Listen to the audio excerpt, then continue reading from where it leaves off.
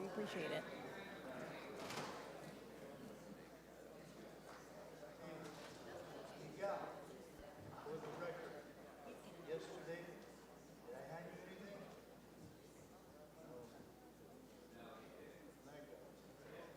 All righty, good morning, everybody. The time is 9:08 a.m. We're going to go ahead and convene today's city council meeting. City clerk, would you please take the roll call? Yes, Council Member Esparza, Present. Councilmember Bredefeld, Here. Councilmember Chavez, Here. Councilmember Arias, Presente. Councilmember Carbasi, Here. Vice President Perea. Here. Council President Maxwell. Present. All right, looks like we have a quorum. Next will be the invocation. I'm going to ask everybody to stand for the invocation, which will be given by Pastor Terry Townsend from People's Church. And I'm going to ask everybody to remain standing afterwards for the Pledge of Allegiance, which will be given by Councilmember Bredefeld. Thank you, Council Member Bredefeld, for the invitation. Thanks to all of you who represent our city so well. I'm a longtime Fresno and proud graduate of Hoover High School, class of 1972. That was so long ago that all of our classes were in black and white. And we had an open campus, no metal detectors. It was a different time. Our world has changed so much. I was thinking about Proverbs 11:14 that says, without wise leadership, a nation fails. There's safety in having many advisors.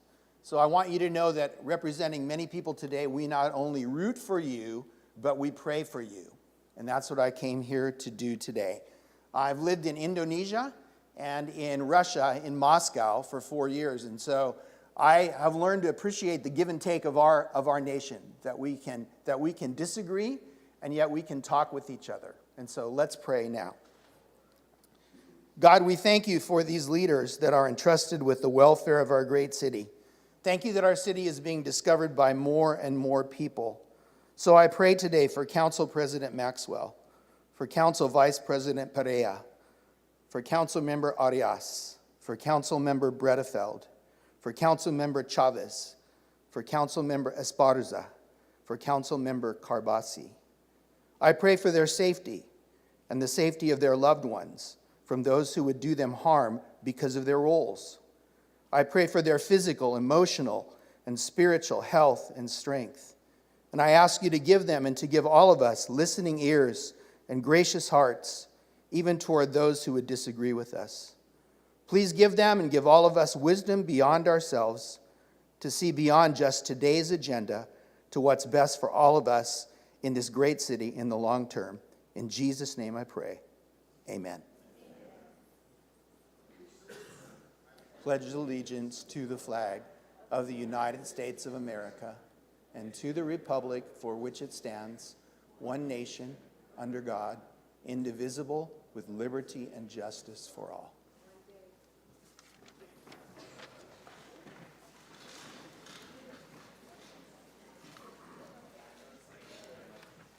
Thank you very much, Pastor. Next will be changes to today's agenda. City Clerk, do we have any changes to today's agenda? Yes, Council President. We'd like to announce that we do have Spanish, Hmong, and Punjabi available on Zoom for translation services, as well as Spanish translations in the audience. There are a few changes to the agenda. The 1005 number 2, ID 23-1028, regarding the hearing to consider the adoption of the Central Southeast Area Specific Plan, was removed from the agenda and tabled to July 20th at 10:05. Item 1010, ID 23-1029, regarding the hearing to consider plan amendment and rezone application, was removed from the agenda and tabled to July 20th, 2023 at 10:10. Item consent calendar I-1I, ID 23-1056, regarding the agreement with Baker Tilly, was removed from the agenda by all sponsors and tabled with no return date. Item 4A, 23-1059, regarding a resolution naming the Fresno Police Department Regional Training Center, was removed from the agenda by Councilmember Arias to an undetermined date.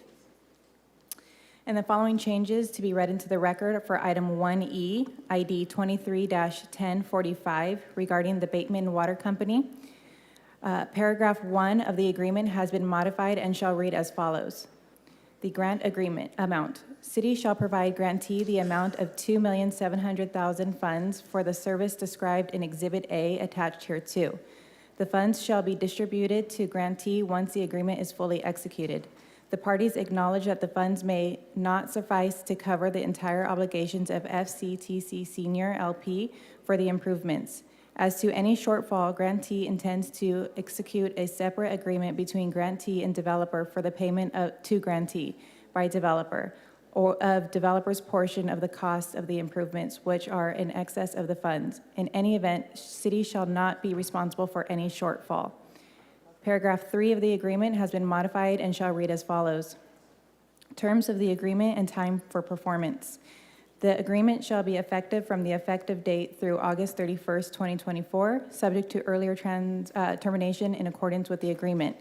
The services as described in Exhibit A are to commence expeditiously. Should grantee fail to fulfill any conditions pursuant to necessary for distribution for funds prior to August 31, 2024, then the city may terminate the agreement so that any unused funds may be otherwise obligated as required by ARPA, no later than December 31st, 2024, and expended by December 31st, 2026. The following items have been removed to contested consent for further discussion. Item 1C, ID 23-1052, regarding resolution adopting the 46th Amendment to the AAR, was removed to contested consent by Councilmember Arias. Item 1D, ID 23-1040, regarding agreement with Green Dot Corporation, was removed to contested consent by Councilmember Arias. Item 1H, 23-988, regarding the Third Amendment to the Animal Control Services Agreement, was removed to contested consent by Councilmember Arias. Item 1M, 23-286, regarding amendment and reinstatement agreement for options to purchase 959 North Parkway Drive, was moved to contested consent by Councilmember Arias. Item 1T, 23-1003, regarding actions pertaining to lift station 15 and 16 improvements, was moved to contested consent by Councilmember Arias. Item 1V, as in Victor, ID 23-1057, regarding the first agreement to the Professional Public Information Services Contract, 2Q, was moved to contested consent by Councilmember Arias. Item 1X, 23-972, regarding the award a product purchase contract to JAM Services, was removed to contested consent by Councilmember Arias. And lastly, item 1BB, as in boy, 23-1055, regarding approve an increase to the current Fortney Evidence Tow Service contract, was moved to contested consent by Councilmember Arias. Council President, those are all the changes I have at this moment. All right, thank you very much, City Clerk. I'm going to take it to my colleagues on the dais now to see if they have any further changes to today's agenda. We will go in numerical order. We'll start with Councilmember Carbasi. Yes, Council President, I'm going to make a motion to keep item 4A on the agenda. I will second. Second from Councilmember Bredefield. That was to keep item 4A on today's agenda. Any discussion? Any opposition? No. One opposition. Motion passes 6-1. We'll keep 4A on today's agenda. Any further changes, Councilmember? Carbasi? No. Councilmember Arias? Council President, I'd like to formally recuse myself from item 1O, although we have a legal opinion indicating that we don't have a direct conflict with hiring the consultant to do the tower-specific plan.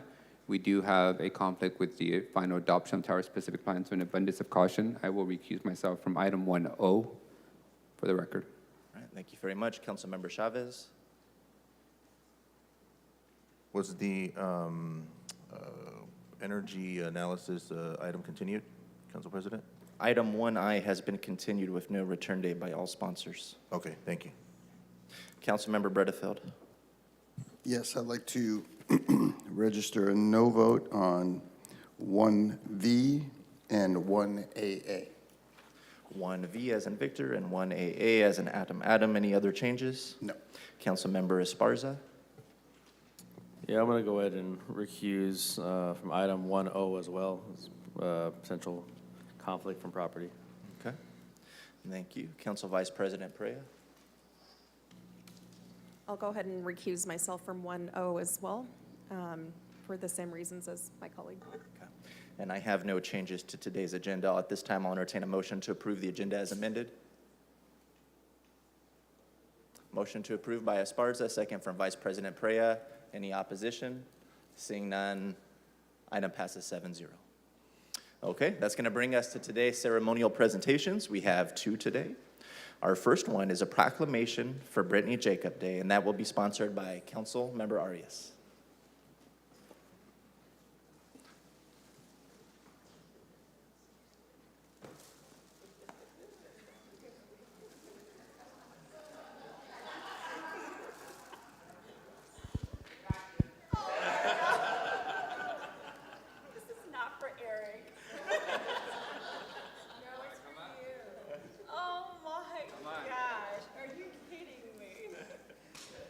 Surprise. For the record, it wasn't my idea, it was everyone else's idea. So come on up, Brittany. Oh my God. Yes. How are you? Thank you. So Brittany, I have a reputation of not doing too many of these proclamations.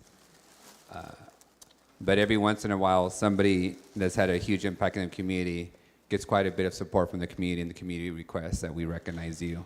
And I know you're going to be departing us soon as a downtown resident.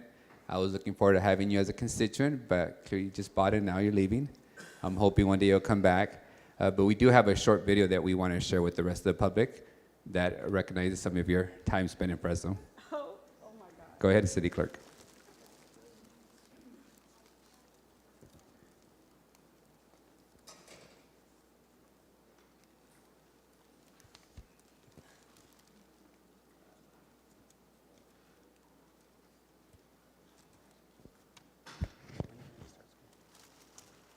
August 14th. Wow, you guys are so crazy. Oh my gosh. August 14th, August 23rd is like the official first day of class. Hey, Brittany, you're going to be truly missed. Let's take you down memory lane. Now, before making your trip up to the mountains, officials say to pay attention to alerts and warnings. Now, as crews finish up their shifts, this is where they will rest. Right over here, you have dozers who created barriers to protect the homes. I've reached out to Alameda County Council for their response, but have not heard back. PHP and the Atwater Police Department, but they are not commenting due to the pending litigation. Overall, that was just a little glimpse of what you left here at Channel 30. Thank you for being such a good friend, and thank you for those memories. We do expect that you'll return after grad school, and we do want to thank you not only for your service on ABC 30, the best station in Fresno and the Central Valley, but we also recognize the value and the contributions you made to our city, especially with your service with the African American Museum. Not too many people work here and actually contribute to a community. So thank you for that. You will be missed, and everybody here loves you. And I hope to see you back in 2 years after you come back from being at Berkeley. Was that cat, bear, something like that? The Bears, go Bears. Bears. All right, here, I'll give you the mic. City Clerk, will you read the proclamation? Sure. Whereas Brittany Jacobs has had an extensive background in media sales, marketing, and advertising acquired through her work with iHeartRadio and CBS Radio in Washington, D.C., that have enriched her ability to connect with audiences and telling captivative stories. And whereas Brittany previously served as the evening weekend anchor, Southern Illinois Bureau Chief and reporter for KFBS 12, covering a wide range of significant events, including a high-profile murder case, gubernatorial elections, and the challenging Illinois state budget stalemate, showcasing her professionalism and tenacity. And whereas Brittany has displayed exceptional journalistic skills and an unwavering commitment to delivering accurate and compelling news stories as the weekend evening anchor and reporter for ABC 30 Action News, leaving a memorable mark on the community. And whereas in pursuit of higher education and personal growth, she will be departing from ABC 30 after her numerous years of of Services to the City of Fresno, embarking on a new journey as Consortium Fellow at the esteemed University of California, Berkeley Haas Business School, where she will pursue a Master's of Business Administration. And whereas we extend our sincerest congratulations and best wishes to Brittany as she begins this exciting chapter in her life. May her future endeavors be filled with success, fulfillment, and continued impact. Now, therefore, be it resolved that we, Mayor Jerry Dyer, and the Fresno City Council do hereby proclaim June 29, 2023 to be Brittany Jacob Day.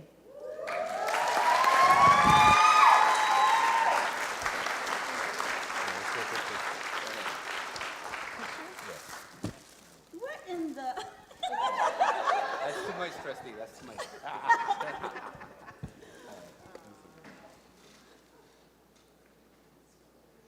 And that's what my mom had on too. Why did you give me the mic? You have the floor. Oh my It's your day, you have the gosh. floor. Oh, we have teleprompters on the news, and so I'm not used to this unscripted version, but oh my goodness, to God be the glory. I'm floored. This is a huge, huge thing for me. I came to Fresno to do a job, and that job was to serve a community, and I would have never in 1,000 years ever imagined being honored like this. I do it because I love kids. I do it because I love the youth. I do it because I love our Black community, and I want to see us progress forward so bad. And so I'm shaking. I'm used to a teleprompter, but I'm just so grateful for my partner, grateful for my family, grateful for my community, grateful for our council and our mayor, and of course, Greg Barfield. And Eric Payne, geez, and my ABC 30 family. I'm grateful. Thank you guys for this honor, and it really means a lot. And yeah, we'll reconsider in 2 years whether I can come back to Fresno after Berkeley, but thank you, Councilman. Thank you, and we'll see you in 2 years with much higher pay, ABC 30.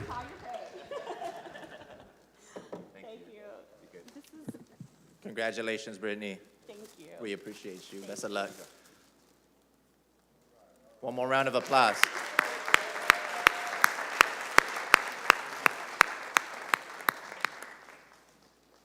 Alrighty, up next, we have a proclamation for Fresno Animal Center's Pet of the Month, presented by Fresno Humane Animal Services, and this is sponsored by the Office of the Mayor and the City Manager.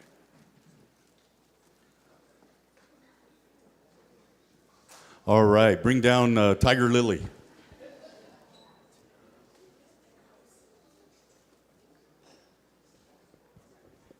And congratulations, Brittany.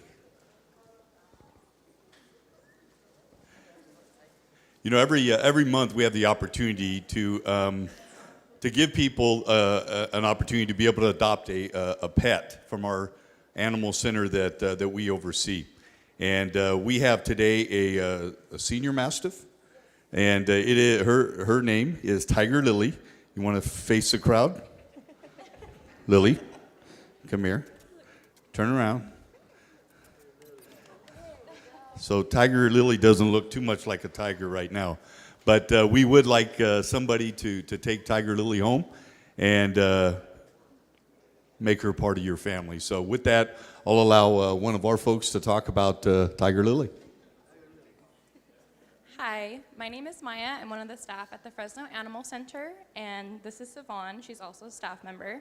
As they said, this is Tiger Lily. She's about 8 years old. She's a Mastiff mix. She's great with small dogs and large dogs. She is a senior girl, but she still has a real lively spirit. She's great in playgroup. She loves to play, but she also knows when to be calm and mellow. We just took her over today, and she did wonderful in the car. So she's going to be available for foster, adoption, and rescue, and we're actually going to be having a foster drive-through today at the Fresno Animal Center. Our address is 5277 East Airways Boulevard. It's going to be from 3 to 7 p.m. All supplies will be provided. We have dogs and cats are available to go. And we're also going to have Kona Ice there, so definitely please come stop by.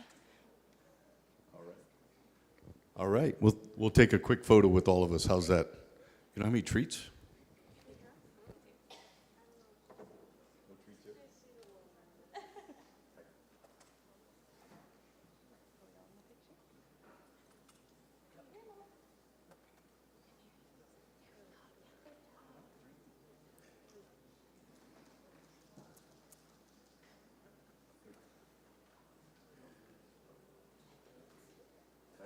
All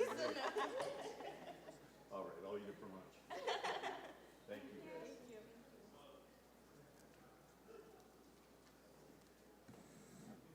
guys. All righty, thank you so much. Next, we will move on to council member reports and comments. We'll start with council member Karbasi. Thank you, Mr. President. So I want to reiterate kudos to our Public Works team for the reopening of the dual left turn lanes on Eastern Audubon. They did a fantastic job to relieve the traffic congestion that was unsafe on Nice Avenue. Also, Faulkner has been repaved. I went out there a couple days ago. It looks fantastic after 27 years. I realized the year I left elementary school at Malik, that's the last year they had repaved it. So again, thank you so much to Scott and Jill and Brian and the entire team, and Randall. Thank you. Sycamore Island, it's on the Madera side, but it is a part of the San Joaquin River Parkway and the Conservancy property as well. It's open 7 days a week. If you like to fish, it's a great place to go. It's not too far out of our way. There's fishing, kayaking, and hiking opportunities, great for families. I do want to mention, when I first came into office, there was an Indian American immigrant. His name was Manjeet Singh, and he passed away because there were a couple of kids that were trapped in a canal and they were being swept up, and without even thinking, he didn't know those kids. He put his life in danger and ultimately gave up his life, was able to protect some of those kids, and he is being awarded posthumously the Carnegie Medal. And that just goes to show what immigrants who bring their values to our country, and when they mesh with our shared values, that's what makes this country truly great. And I'm very much appreciative to the folks that decided to give him this honor. It'll mean a lot to his family. And I believe they're still back in India. 4th of July. So I know we get a lot of calls every year, but I want to say we have a lot of veterans and seniors that live in our district. They're very sensitive to a lot of the noises, but we also have our pets, and we don't want pets running away. Later today, I'll release a video on social media interviewing a local vet where we talk about some of the strategies you can use to make sure your dogs and cats are safe. Make sure to have them chipped. That actually goes a long way in case they actually get out. Last thing is cooling centers, and I want to thank my colleagues who worked a lot on this in the administration as well. When temperatures reach above 100, they will be open from noon to 8 p.m. There will be 4 cooling centers. They're happy about cooling centers too. There'll be 4 cooling centers in Fresno. You're going to have the Mosqueda Center, Maxie L. Parks Center, Ted C. Wills Community Center, and in North Fresno, the Pinedale Community Center. And Fresno Fax will be taking folks to and from the... I would just like to also share that 4th of July is coming up, and as much as we all love 4th of July, we encourage you not to set up fireworks near open fields and light fires. Our firefighters are really going to have a busy time. In order to ensure that people have a safe 4th of July, we are offering 2 fireworks shows this year, one at McLean Stadium for free and one at Chachansey Stadium for free. Chachansey will be free to the public after the 7th inning, so show up, and it has room for about 18,000 folks. Come and enjoy a free fireworks show, probably the best fireworks show in town. And lastly, I'd like to just bring a couple of items to the administration's attention around the downtown work that we've been doing. I know we all got to celebrate yesterday the investment by the Biden administration of $20 million to renovate our historic train depot, and by the governor, $250 million award to City of Fresno to redo the infrastructure in our downtown that would allow us to build housing. But with that, we still have existing businesses that are trying to help downtown and Chinatown thrive, and they seem to be seeing more obstacles lately. Specifically, City Manager, I'd like for us to revisit the requirements on street closures, specifically with alerted light. They've become a financial obstacle for markets and events to take place in downtown Fresno and Chinatown. I'm getting a lot of requests from promoters, events, businesses to help cover the cost of alerted light. I think there are designated user or vendor for the city, and their prices are pretty expensive when it comes to street closures, specifically the night market at Chinatown and other downtown events. They can use anyone, any other safety network or anybody, but I understand your concern. Yeah, and if we could probably spend some time, because I don't think people know that. I think they understand that they require you to use alert light, and it's pretty expensive to do a road closure, even though it's pretty minimal. human capital. The other part of downtown is, I think I brought this to Assistant City Manager's attention yesterday, is around parking and how we arrange for parking. For those of you who don't know, whenever there's a concert in downtown Fresno, we have parking garages and street parking. And sometimes we charge less to park on the street parking than we do in the parking, and more to use the parking garage. As a result, people park on the street, and they essentially close down parking for the businesses around downtown. I like to ensure that we're encouraging folks to use the parking garages, especially when we have 20 and 30,000 people downtown. And so we leave as much street parking. And I'll circle back with Assistant City Manager Barfield on that. But just bring that to your attention that I know we do quite a bit of work to try and coordinate those events and the businesses, but when we don't, businesses do see a 40% decline in revenue when all their street parking is taken up. We're doing a downtown concert, and I think we have to revisit who gets to set the rates for the garages during special events in downtown. And with that, that's my report. Thank you to the staff, Georgianne, Kelly, Mayor, everyone for the last few months on all hands on deck to get the $250 million for downtown. I do want to emphasize that with the investment by the governor and the state legislature in downtown Fresno, it will mean that we won't have to pass on higher rates for water and sewer infrastructure to ratepayers, because the state is helping us cover that substantial amount of costs that we otherwise would have to pass on to ratepayers or to take out a substantial loan for. Thank you. Thank you. Councilmember Chavez. Thank you, Council President. Just a quick thank you to our Beautify Fresno folks for the cleanups that we did across the city, but particularly in southeast Fresno. And then a special thank you to the Jackson Neighborhood Association. They went out and cleaned that little area that we identified as a community garden, so it looks really good. And I think that's just testament to the mayor's initiative of Beautify Fresno. And I think the first time I attended it, I rebranded it from initiative to movement, because now we have people calling us, asking us when they can come and volunteer. So a big thank you to our folks for coordinating that. And then one just last request, I'd like to adjourn today's meeting in memory of Mr. Emmanuel Vaca. As some of you know, he passed away 3 days ago. He was the publisher of El Sol Azteca, a newspaper that served South Fresno. Condolences to his family. He was also a resident over at the Senior Village, so I'd like to enter that into the record, County Clerk. Thank you, Council President. Councilmember Bertefield. No, nothing. Councilmember Esparza. Yeah, thanks, Council President. Just a few things. Myself and Council Vice President Perea yesterday joined at the Van Ness and Clinton intersection to introduce some legislation that we'll be voting on today. I want to thank my colleagues, hopefully in advance, for their support, and we hope to come up with some solutions for the increased number of traffic collisions there in that intersection. Additionally, some good news in my office. I want to congratulate my district director, Celita Garcia, for her admission into the MPA program over at Fresno State. So if you see her around, congratulate her. She's sticking around, going to keep working here, but she'll be doing school, grad school as well. And lastly, just want to wish everyone in advance happy Independence Day, 4th of July, to be safe, and maybe the city manager can remind residents during her comments about what the consequences of lighting illegal fireworks are, and or having people light illegal fireworks on your property are. Thank you. Council Vice President Perea. Thank you, Council President. Just to piggyback off of what my colleague said, we did hold a press conference yesterday to talk about the intersection improvements that hopefully will be coming for the Clinton and Van Ness intersection. Thankfully, that area is shared by 2 council members, and so we are just equally committed to seeing through potential safety improvements.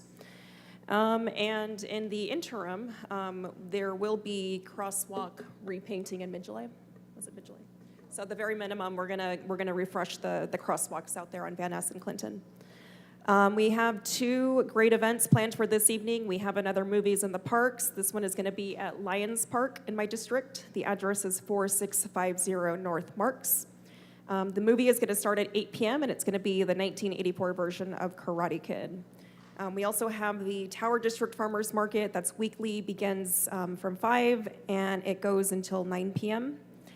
And then also want to remind folks that we have the Rainbow Family Day at the zoo. That is today from, I believe it starts at 2 o'clock, and it goes until the late evening. A couple save the dates. July 10th, we have a neighborhood watch meet and greet at Moto Deli, 1916 North Echo Street. And then just to highlight some upcoming movies we have another one at Inspiration Park that's going to be July 13th, and then at Lions Park on July 20th. Last week, we gave several thanks to many departments, but today I just want to extend my thanks to the City Attorney's Office and to the City Clerk's Office for all the hard work you guys do to help us each and every day. And that concludes my comments. Thank you very much. City Manager, any comments? Thank you, Council President. We have a couple items on consent with regard to the senior affordable housing at Fancher Creek. And with the imminent hopeful adoption of those items, I want to thank the City Attorney's Office, especially Raj. Those was a Herculean lift to get these items pulled together and adopted. Thank you to Bakeman for being a willing partner with the city to come to the table.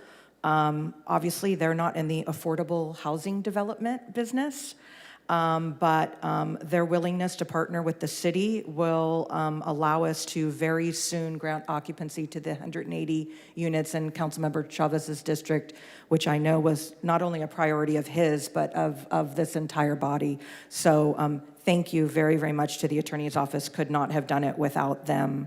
It was a very intense time. No, I'll just leave it at that. Thank you, Council President. Thank you. City Clerk, any announcements? Council President, we do not have any announcements at this time. Thank you. City Attorney, any announcements? Yeah, just briefly, just wanted to also thank my legal team for many late nights, also the city manager for shepherding all of this through.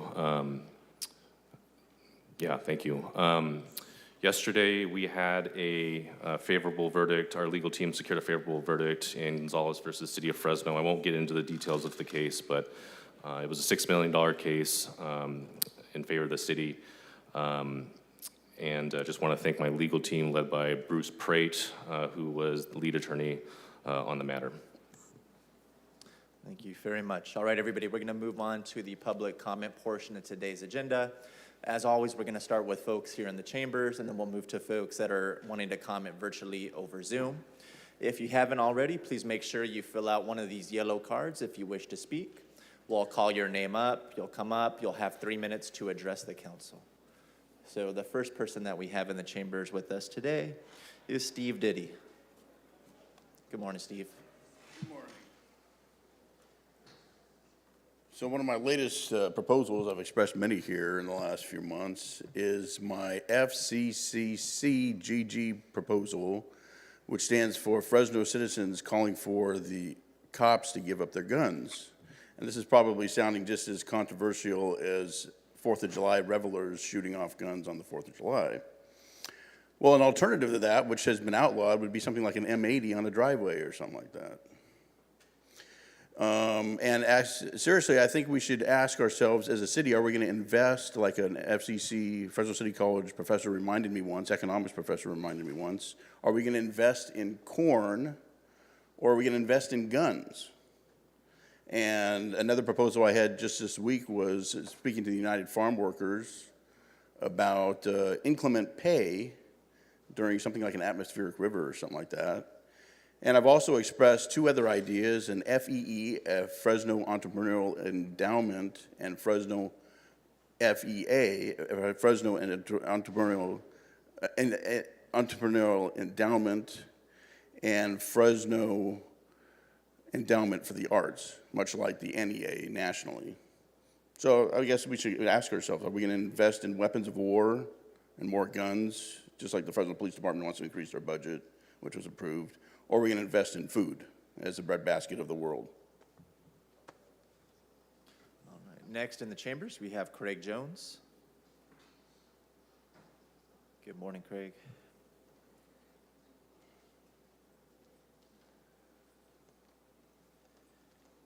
Morning, all. Mayor Dyer, Council President Maxwell, Vice President Perea. First, let me say from the Valley Dream Center, we really, really appreciate you and your support. Secondly, this is my second time here, and it's my second cohort through the class we're teaching there. It's a 15-hour class on relationships, specifically love notes. It's evidence-based. And I'd like to take a second and acknowledge my 15 students that went through this class who are sitting so well behaved and so professional. Let's give them a.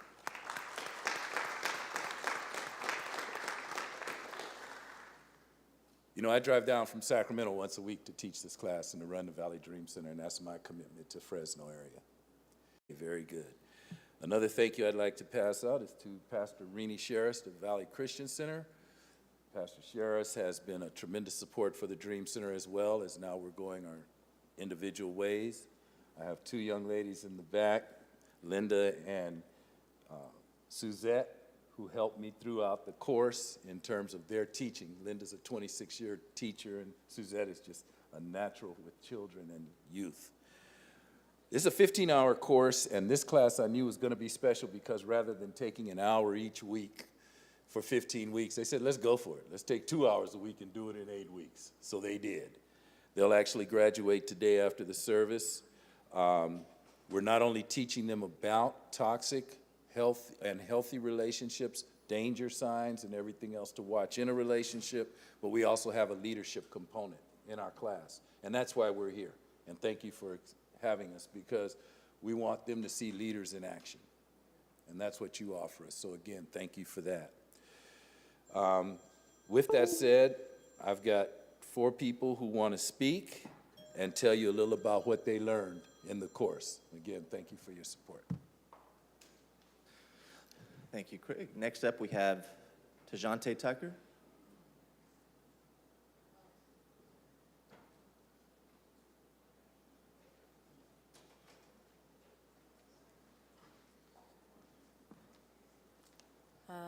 Hello, my name is Ty Janae, and what I learned from the Dream Center is about healthy and toxic relationships, and that you cannot give consent when you're intoxicated. That's it.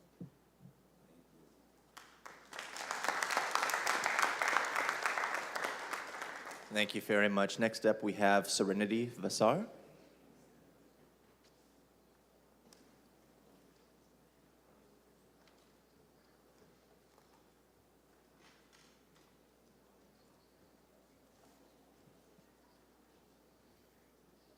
Hi, I'm Serenity, and this program has taught me a lot about dangers of love in relationships and friendships. I went in here thinking that healthy relationships is only about loyalty, but I came out of here knowing that it's also about building a relationship and taking it step by step. In order to do things the right way, you need to have respect for one another, and I learned about baggage that people may come with and how to respect them and their boundaries.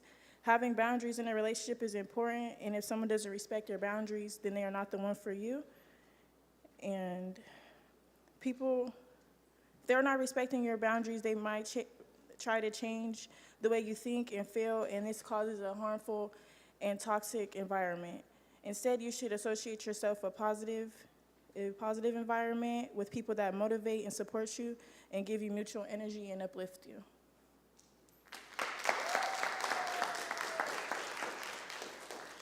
Next, we have James Boyd.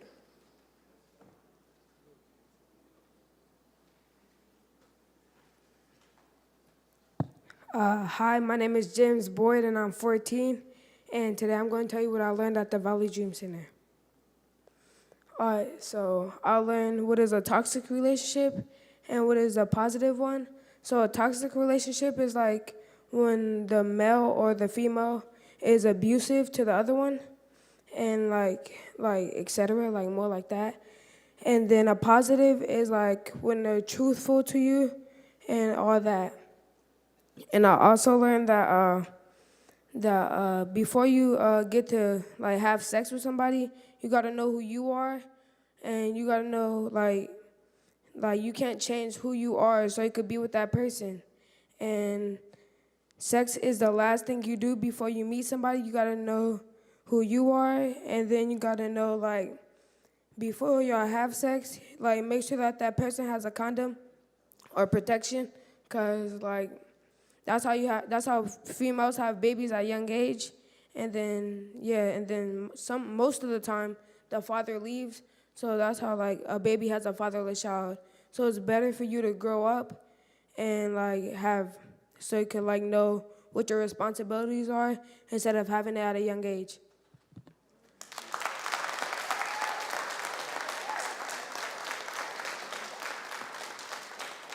Next in the chambers, we have Siona Manning.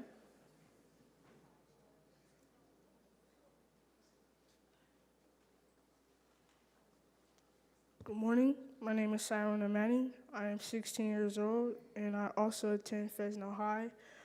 Today I'm going to be talking about what I learned at the Valley Dream Center, what I understood, and what I took from it.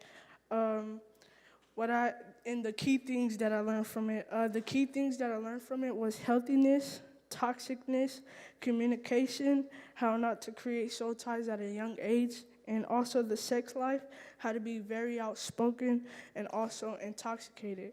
When I say healthiness, I mean having healthiness comes with not only trust, but being able to be honest, being respectful, and being responsible, and even owning up to things or parts that you messed up in, and showing commitment and being comfortable and overall just being respectful and compassionate about each other. Without communication, there's no spark. This goes for not only relationships, but friendships, relationships with your mother, your father, your brother, your sister, etc. When I say toxicness, toxicness stands in the way of cheating, not being respectful, lying, and no communication, and being disloyal. When we think about toxic, we think about not only being disloyal, but being abusive, being too controlling to where you're not even yourself, and not only being abused, but being abused mentally, physically, emotionally, and being controlled. What I understood from the topic of toxicity is you have a choice every day, and you always have to make a decision in life to step up and move away from that life. You should be able to say no and make sure you are respecting boundaries, because it could always escalate further than what we think. And also being intoxicated, I always think when you're intoxicated with some type of substance, you should always say no. You should, because it could lead to a lot of things that we don't want it to lead to. And when I say how not to create soul ties, I mean, don't be forced to do something that you don't want to do. As a 16-year-old, I believe that kids shouldn't even be worried about sex, because when we worry about things like this, we end up getting distracted or even going down the wrong path. It also confuses us later on in life. Also, that kind of follows into the sex life. How to avoid being pregnant, uncomfortable, or even catching a disease such as different type of STDs. When it comes to sex, we should always think first, step away, say no, never let someone force you to do something that you don't want to do. Because one thing could lead to another, and that's how it falls back on creating soul ties or even being toxic. Don't be forced, say no, and speak up. One thing that really stuck out to me. You have 5 seconds. Is communication. Communication is key, and just always use communication. And I am glad that this class has taught me to be very outspoken. Thank you.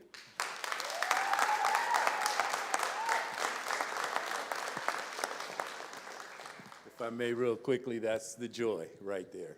And we're teaching these youth the proper tools and giving their tool belt something to work with so they can go forward in life and be successful. Thanks again for your support. Yeah, thank you very much, Valley Dream Center, and thank you to our young leaders. I know it's not easy coming in and talking in front of a bunch of strangers, especially about a difficult topic, but you guys all did a really good job today. I'm glad you're learning something valuable at the Valley Dream Center. So thank you. Next in the chambers, we have Lawrence Chisholm.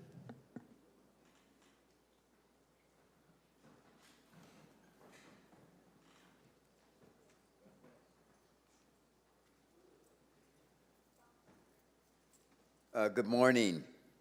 My name is Lawrence Chisholm. I'm pastor of the St. Matthew Baptist Church, and I'm here just to speak on naming the Fresno Police Department after Jerry Dyer.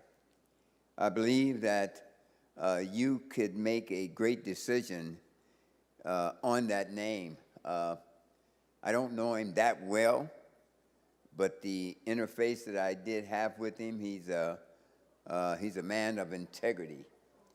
When he was the police chief, he was one of the main things that I asked him about before taking that job was, would he be a police chief for whole Fresno? Because there was a problem early on that police departments would have a certain agenda with the west side, and it was different in some parts of the city. Police Chief Dyer at that time stated that that is not a simple fix because there are people with agendas that you just don't change by changing roles or making a statement. But he did his best to work at it. I know that there has been some faults, but everybody has them. I think what he has done as police chief and now being the mayor, that is a name that would stand out, being named in that regional center. Jerry Dyer has a belief in people, and when you see his name, you think about mistakes, but you think about how you've grown past those. I think it would be a great idea, and I appreciate the time. Thank you. Thank you very much. Next up, we have Pastor B.T. Lewis.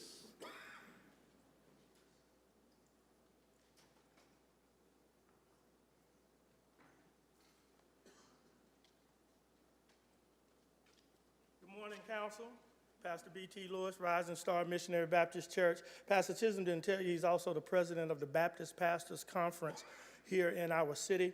I'm also speaking in favor of the resolution to name the Regional Police Regional Training Center after Mayor Jerry Dyer. I want to talk about transformation.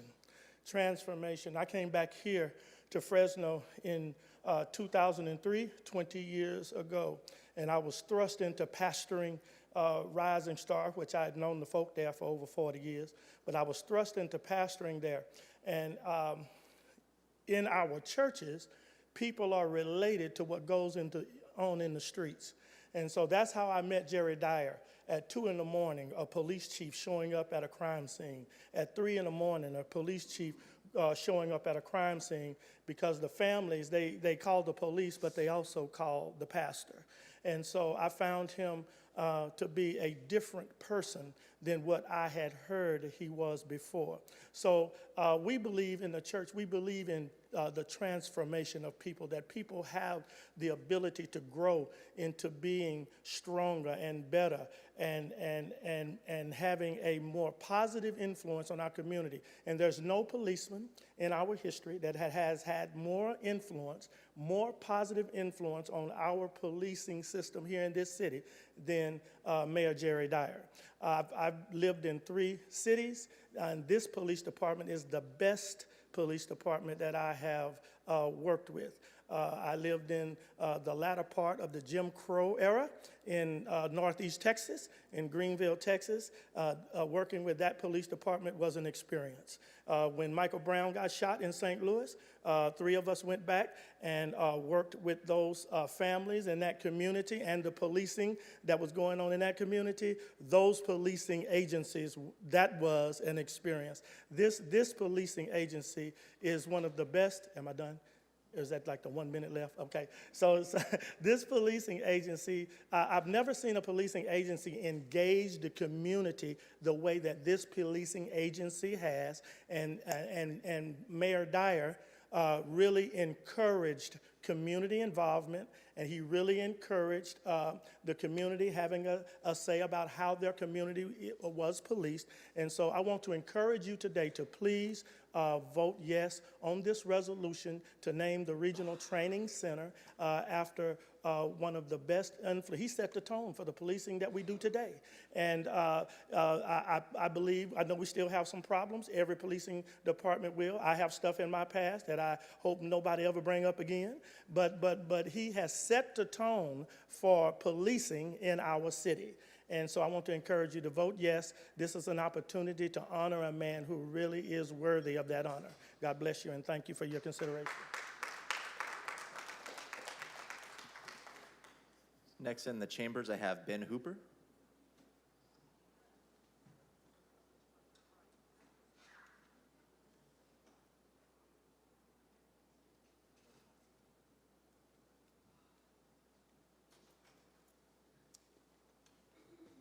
Good morning. I'm Ben Hooper, and I've actually been invited here by Al Patskowski and his friend Maria. Apparently, we have a dog problem, and I know there's a lot of facilities for animals that the community Ben, if I could have you just try to speak a little bit closer to that microphone, if you don't sorry mind. about that. Thank you, appreciate it. How about now? Good? Okay. And you know, and one of the things that Al does, he'll get up here and speak as well, but there's nobody that I know that does what he does with animals. And under kind of the dog rescue regime. And, you know, he asked me, what have I experienced? Well, I moved out of Fresno to raise my kids out in the country. And people were just in droves bringing animals and dogs out to the country and just dropping them off. And that doesn't seem right to what I see happening in the community as far as these animal shelters and people that have dog adoptions and everything else. And I would watch this in droves at most intersections that houses were at. They dropped them off to see if other people would collect these dogs and do something with these dogs. But then I thought about another story. I didn't share this with Al either, but something happened the other night. And somebody had dropped off some dogs out at some family's house out in the country. And this dog that was dropped off, they have family dogs that run around the house. You know, they've had these dogs and they're well loved and people love these dogs. And this dog that was dropped off led these other dogs to another goat farm out in the country. And the goat farmer shot my relative's dog, not the dog that was dropped off, my relative's dog that they were really close to. So now, this might be a county issue, might be a city issue, but there's speculation that a lot of these dogs are coming from the city, okay? And anyway, you know, and listening to the kids speak about respect and relationships and toxicity and stuff like that, you know, there's a lot of toxicity going on right now with politics. I don't know if some of you are aware of that or not, but there is just a lot of sick stuff going on. And my hope is that there's, and I like what Mr. Chavez said about initiative with movement. I hope that maybe we can begin an initiative with some kind of movement to catch this somehow. So anyway, that's all I'm going to share. I wish you well. God bless. Thank you, Mr. Hooper. Next in the chambers is Alan Petskowski.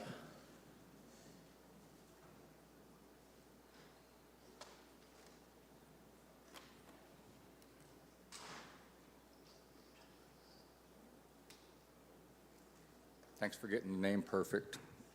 Nobody does that. But anyways, I'm back. Last month it was the hogtied pit bull. Nothing's been done about it. I can't access any reports. I'm getting bounced from every facility to every facility, and everybody sends me back and forth. I understand it's politics. And so I don't really want to talk about that much. What I'm here for is basically we have to address the dog population and how to fix it. You know, we have a vice president that's supposed to help with the border, and she goes to other countries to find the root cause. The root cause is people have puppies and they abandon them or they get away. There's dog fighters. The spay and neuter laws don't exist. It's a simple fix. We have 3 facilities now. I understand that they're going to go through a change this month. A friend of mine's on the board, and he's a real big dog guy, and I hope he'll do something better. Said he would. But if you don't address the dog problems, those places are full. I live out by Fresno Humane on the other side of 99, and I was told last week that they get 72 dogs a day. They are full. They don't have room. So they bring 72 in. Where did the other 72 go? They either get picked up by a rescue or they get killed. And that's happening in every facility. And they're a 95% no-kill shelter when they're over there at the city morgue, you know, operated in the parking lot. And so we need more animal control officers. During COVID, they had 1. I don't know what they've got now. But that's going to help solve the problem. They can't say that they don't have the money because the fines and everything that they collect are going to pay these officers, just like speeding tickets.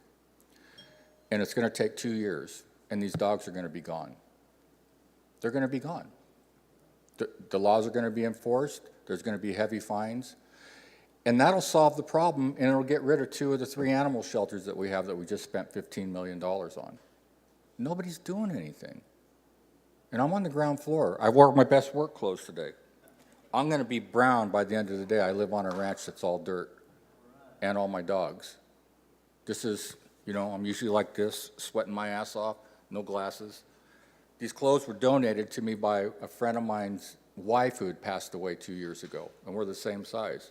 Saved me $1,000 in clothes. ARF donated over 1,200 pounds of dog food in this last 2 months. I go through $600 a month. It's very expensive on a $1,500 a month SSDI pay. But I know 500 is going to the rescue on the 3rd. It's hard, and I have a lot of help. Ben came out here because he's one of my supporters, big time, long time friend, musician. And I don't know who to talk to.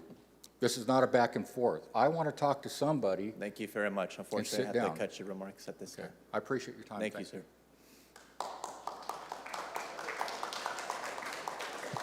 Next, we have a scheduled appearance on today's agenda, 10 a.m. appearance by Maria Alvarez Garcia to discuss dog abuse accountability. She is a resident of District 2.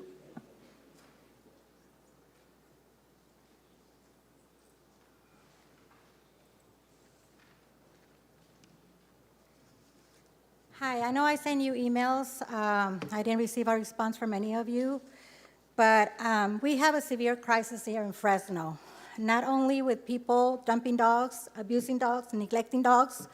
We also have a problem with the homeless having dogs and puppies in their camps. Just this last week, twice a day, a camp had a mama dog with 6 puppies, 5 puppies each. Cops were called. One of the cops wanted Humane to show up and rescue the dogs because they were on the street by themselves in a camp. Humane didn't want to show up. They said that was not an emergency. Mind you, the puppies had no water, had no food. When I showed up, the cop was there. He said, I called Humane. They're refusing to come out here. He was there for an hour and a half. They refused to come out there. I just don't know what it's going to take. I mean, I know that a lot of you have to be pet lovers, have to have an animal, have to have somebody that you love that's a fur baby. I just don't understand why is not being something being done about it. I mean, these people are dumping dogs like crazy. And like Ellen said, I mean, we are living under not even a check-to-check paycheck anymore because a lot of the food goes to rescues and goes to water and goes to this. I just don't know what is it going to take. I mean, I don't know if you really listen to me, if you read my emails with your heart, or is it just let's get her out of my hair? But something needs to be done. I mean, I'm willing to, meet with you, or with Humane, with SPCA, whoever needs to, we need to get on the same page at what needs to be done and who's responsible for what. Because right now, it seems nobody is. Fresno Humane points a finger at Fresno PD. Fresno PD points the finger at Fresno Humane. So we don't know. I know that you remember, we had a petition, that 20,000 people signed it in 3 days to have the hog dog tie investigated, okay? Fresno PD lied that they said there was no abuse. I mean, the video spoke for itself. I know you've seen the video. Nothing has been done about that dog, okay? They showed up the next day when the dog was no longer there. So it didn't do, obviously you didn't find abuse because the dog was no longer there. When I called, if somebody should have done what they were supposed to, show up and do what they were supposed to by follow the law, the PC 157, I think it is, all this stuff about the racial, about all this stuff wouldn't have happened. Now I'm the most hated person right now because I want justice for the dog. Had nothing to do with race. You know, I rescue a lot of dogs from different race. Had nothing to do with race. Now everybody, I don't know if you guys are afraid to touch this case because of the race issue, but we don't know where this poor dog is at. As of right now, we have not had an answer as to where this dog is at. We asked Humane, we asked Fresno PD, we try to get the report. We can't, like Alan said, we can't because no one will give us 10 answer. seconds remaining. Yes, there's 3 dogs at 140 North. I know I sent you guys an email. Those 3 dogs are there day and night, 24 hours a day, tied up. Nothing's been done. There's 1 dog missing. I asked Humane what happened to it, no All right, response. thank you very much. We have to conclude Thank your you. remarks at this time. Have a wonderful day. And I hope you guys care about this, okay? Next in the chambers, we have Fernando Elizondo Sr.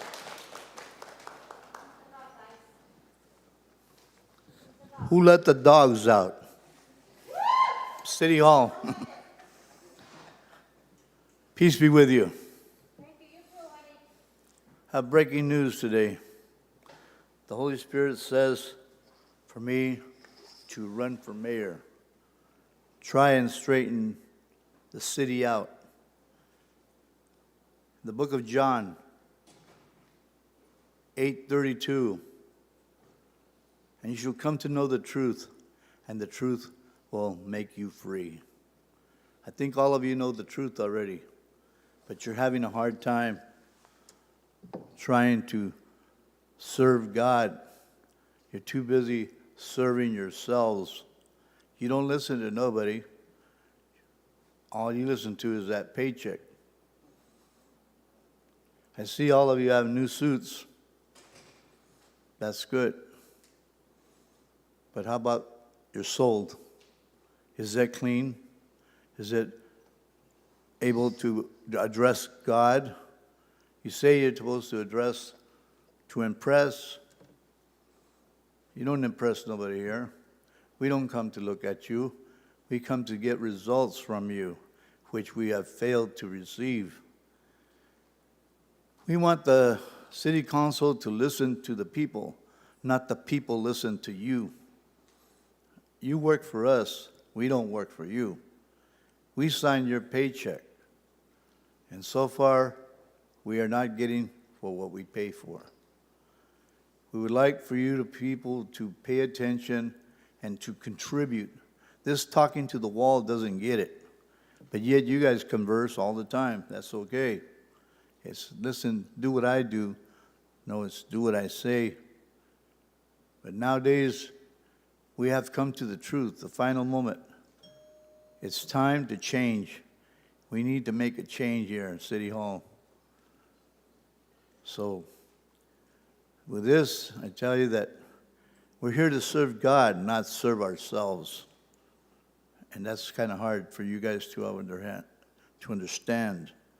But it will come to you, because the end is near, very near, closer than you think. Save your soul, not your money.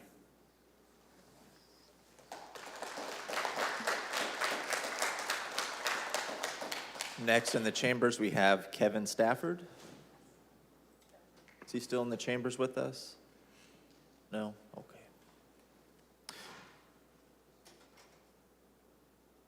We'll move on to our next speaker, Jose Luis Barraza.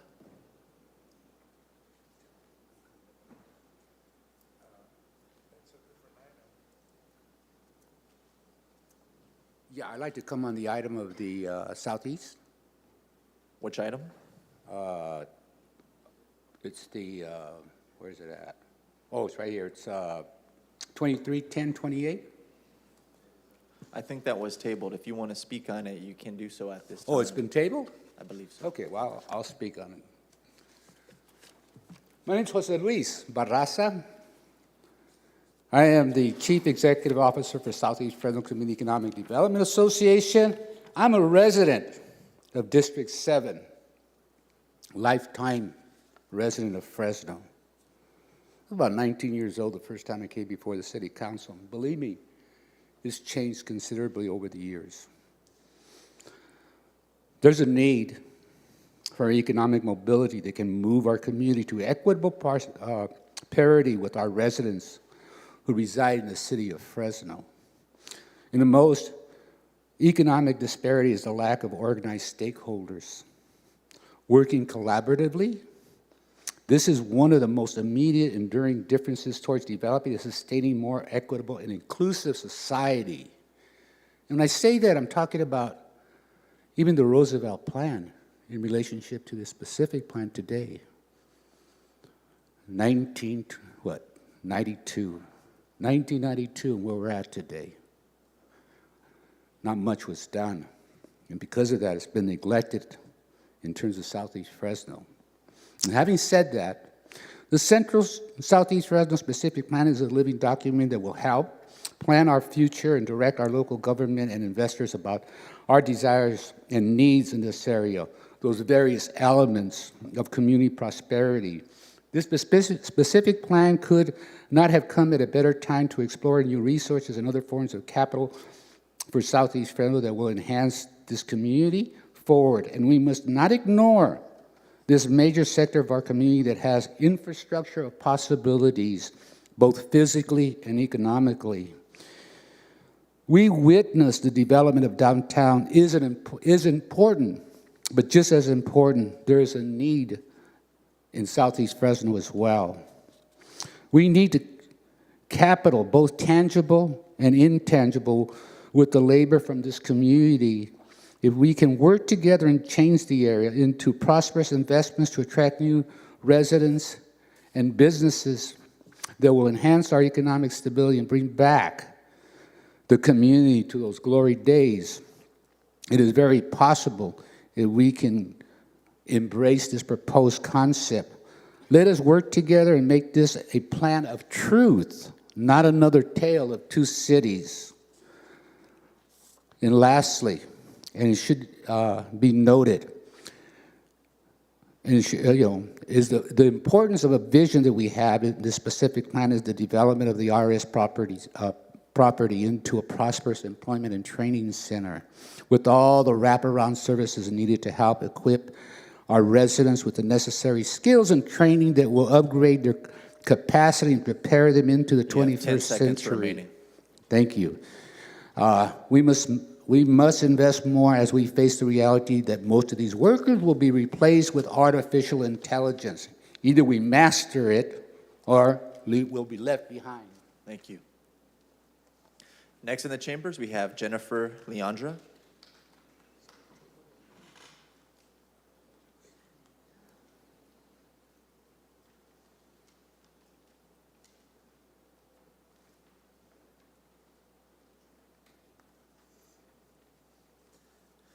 Hello. I'm Jennifer Leandra. I live in District 3 and reside at the Californian downtown, and I am leader of Tenants Union.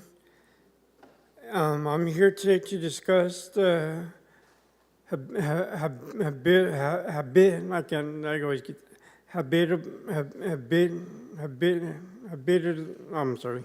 issues at the Californian.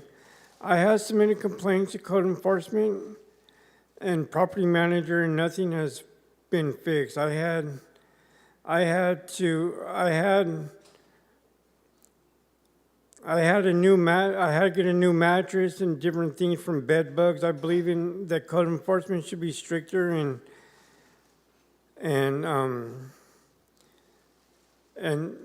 that I believe code enforcement should be stricter and with the landlords and managers and I can't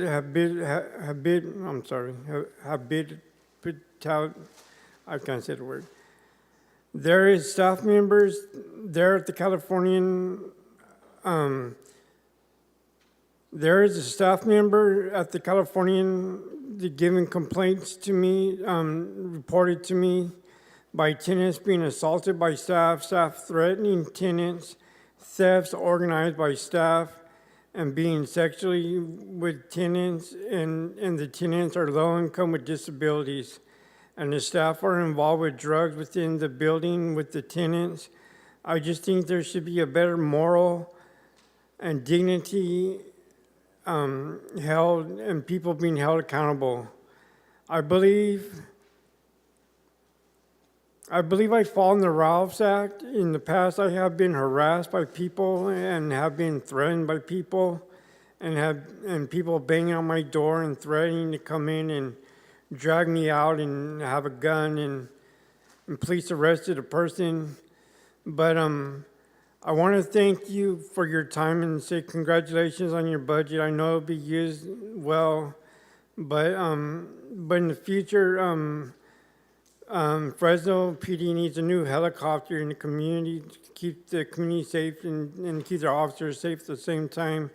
Things for cameras in the businesses and promoting and preventing losses to local businesses and help the police department with it. And I respect law enforcement and change the way I was before and donate money at times. And I appreciate all the money in the budget that goes to them. In my opinion, it can never be enough. Thank you. Thank you very much. Next in the chambers is Shara Thompson. We have a Shara Thompson in the chambers with us? Oh, Shara, sorry. Sorry, my apologies.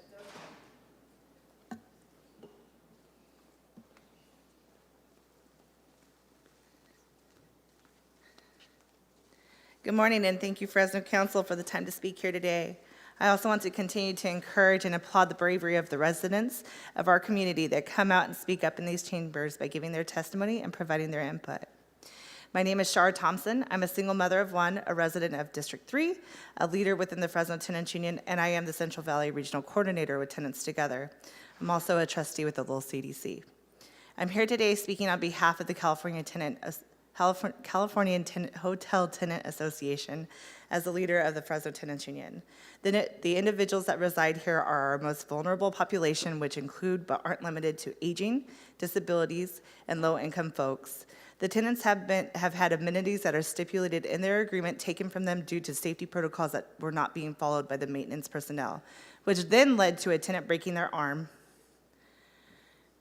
and others being sexually harassed. I have witnessed and endured firsthand the outrageous verbal, emotional, and physical threats and abuse that their staff delivers to their residents and guests. Assault, abuse, and power of authority and stealing property is not condonable. Recently, someone recorded the property manager falsely accusing me of being on property and doing outlandish acts when I was at a District 3 event this Saturday at Storyland. Thank you, Councilmember Arias, for that. And at the zoo with my family. Furthermore, the infestation of bed bugs, cockroaches, and rats the size of cats has been disregarded and not mitigated appropriately. The property manager indicated that they are doing their best as a response. Under the California Code, we as tenants cannot waive the right to a habitable home. Habitability is a human right, and we all deserve to live in a safe and decent home. The city's code enforcement has the responsibility and ability to hold every property in the city of Fresno to the standards it has set. Code enforcement has been informed of the habitability issues at the Californian Hotel by multiple residents, but will only inspect those units even though we know infestation spreads. These residents want to live without infestation and want the amenities that were promised in their contract, and the landlord said that they are doing their best in response to their complaints. Bed bugs in someone's bed is not okay. Cockroaches and rats are a hazard to someone's life. We need to implement a stricter guideline for code enforcement or a true residential inspection service for them to follow and set up a way to hold landlords accountable for their responsibilities under the California Code when they are running their rental business in your city, and not tolerate retaliation to happen after the tenant has reported the issues. I hope that we can start talking about some of these real solutions to the city's housing issues soon, because it's becoming a city that people are trying to survive in and not live in to their full potential. Thank you so much and have a great day, y'all. Next in the chambers, Christina Mansfield. Christina?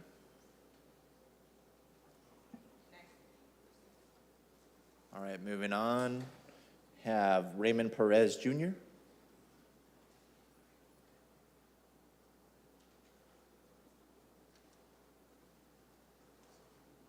Ramon Perez, rather. Good morning, Ramon. Yeah, it's actually been a little while since I've been here. Anyway, I'm here today as a resident of the California Hotel down the street, and I wrote down what I have issues with. Our manager closed down our trash chute, and there's a lot of elderly people that can't even get to the trash chute, and they want to take the trash outside. A lot of people can't even get to the trash chute. They've been shut down for a year. Next thing we have is our elevators are, there's one particular elevator we have is always breaking down, especially around the first of the month, and there's like 200 and some odd apartments where we live. Next thing I've got issues with is the wiring. The wiring is bad. I can't even cook in my room because the wiring is bad, because I keep blowing the circuit breaker. Next thing I have is my sister, who isn't here. She has a leaky air conditioning unit that leaks in, and causes problems with the roof falling in and stuff. Next issue is she turns on her kitchen sink, kitchenette. It comes out black first before the water comes out normal. The next issue is, let's see here, we need a new pest control company. You know, the pest control company, they got, it's all watered down stuff. It doesn't do any good with the bugs, the bed bugs or the roaches. Next thing on my list is the rat and mouse problem. We have rat and mouse problems. I've actually gotten rid of 7 mice that I've had in my room in the last 4 months. And I got, the other night my sister saw a mouse in our room. I haven't got caught yet, but we're working on that. Let's see.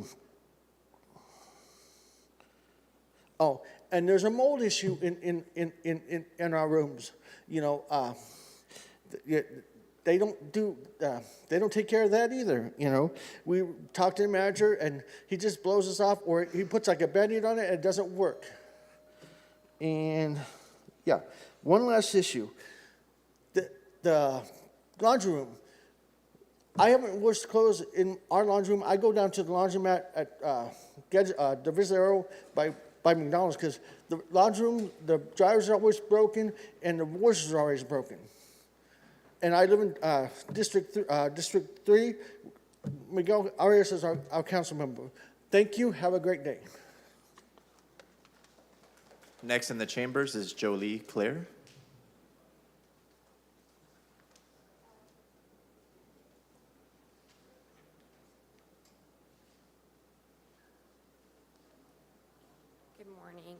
I just want to talk real quickly about the animal situation. I'm a little bit behind the people that spoke about it.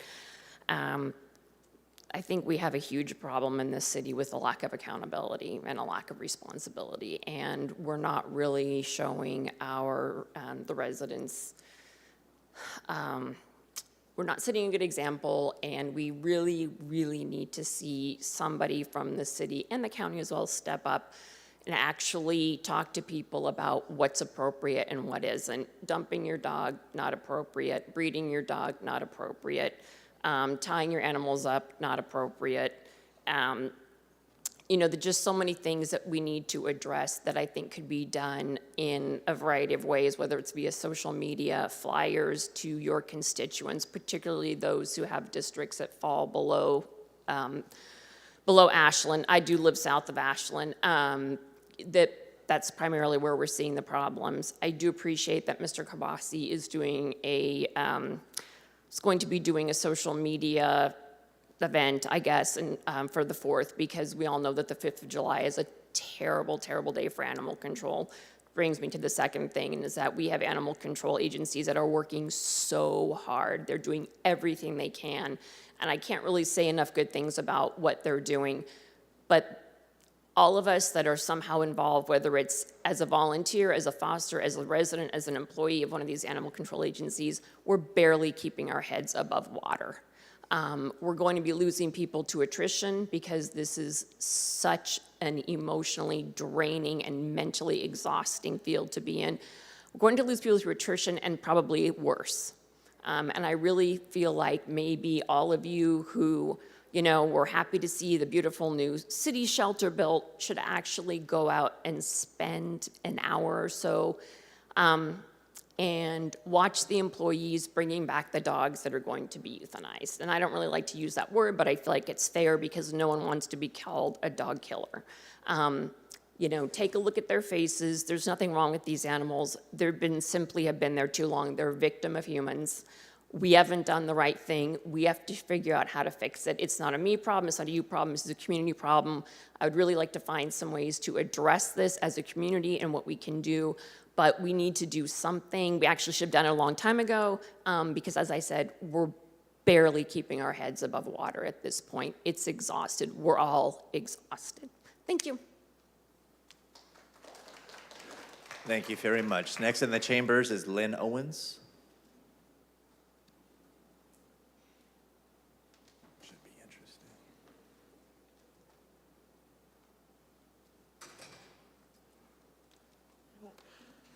Was this for the unscheduled or the agenda item? This is for consent, contested consent, unscheduled communication, and closed session. Are we gonna have a chance later to talk about the Dyer thing, or I'll talk about it now? You can talk about it now if you like. Okay. I am deeply opposed to anything being named after Jerry Dyer. I am Miss 5250 on YouTube, and Chief Jerry Dyer, chiefdyer.com. Please, people, chiefdyer.com. Look it up. Watch some of my YouTube videos. I was actually pleased when Dyer announced that he was going to run for mayor, because I thought that it would bring out all of the scandal, all of the things that he has gotten away with and never been questioned about. Rumors around that I've heard ever since I moved here in 1999, and he wasn't even chief yet, I don't think. No, that was 2001.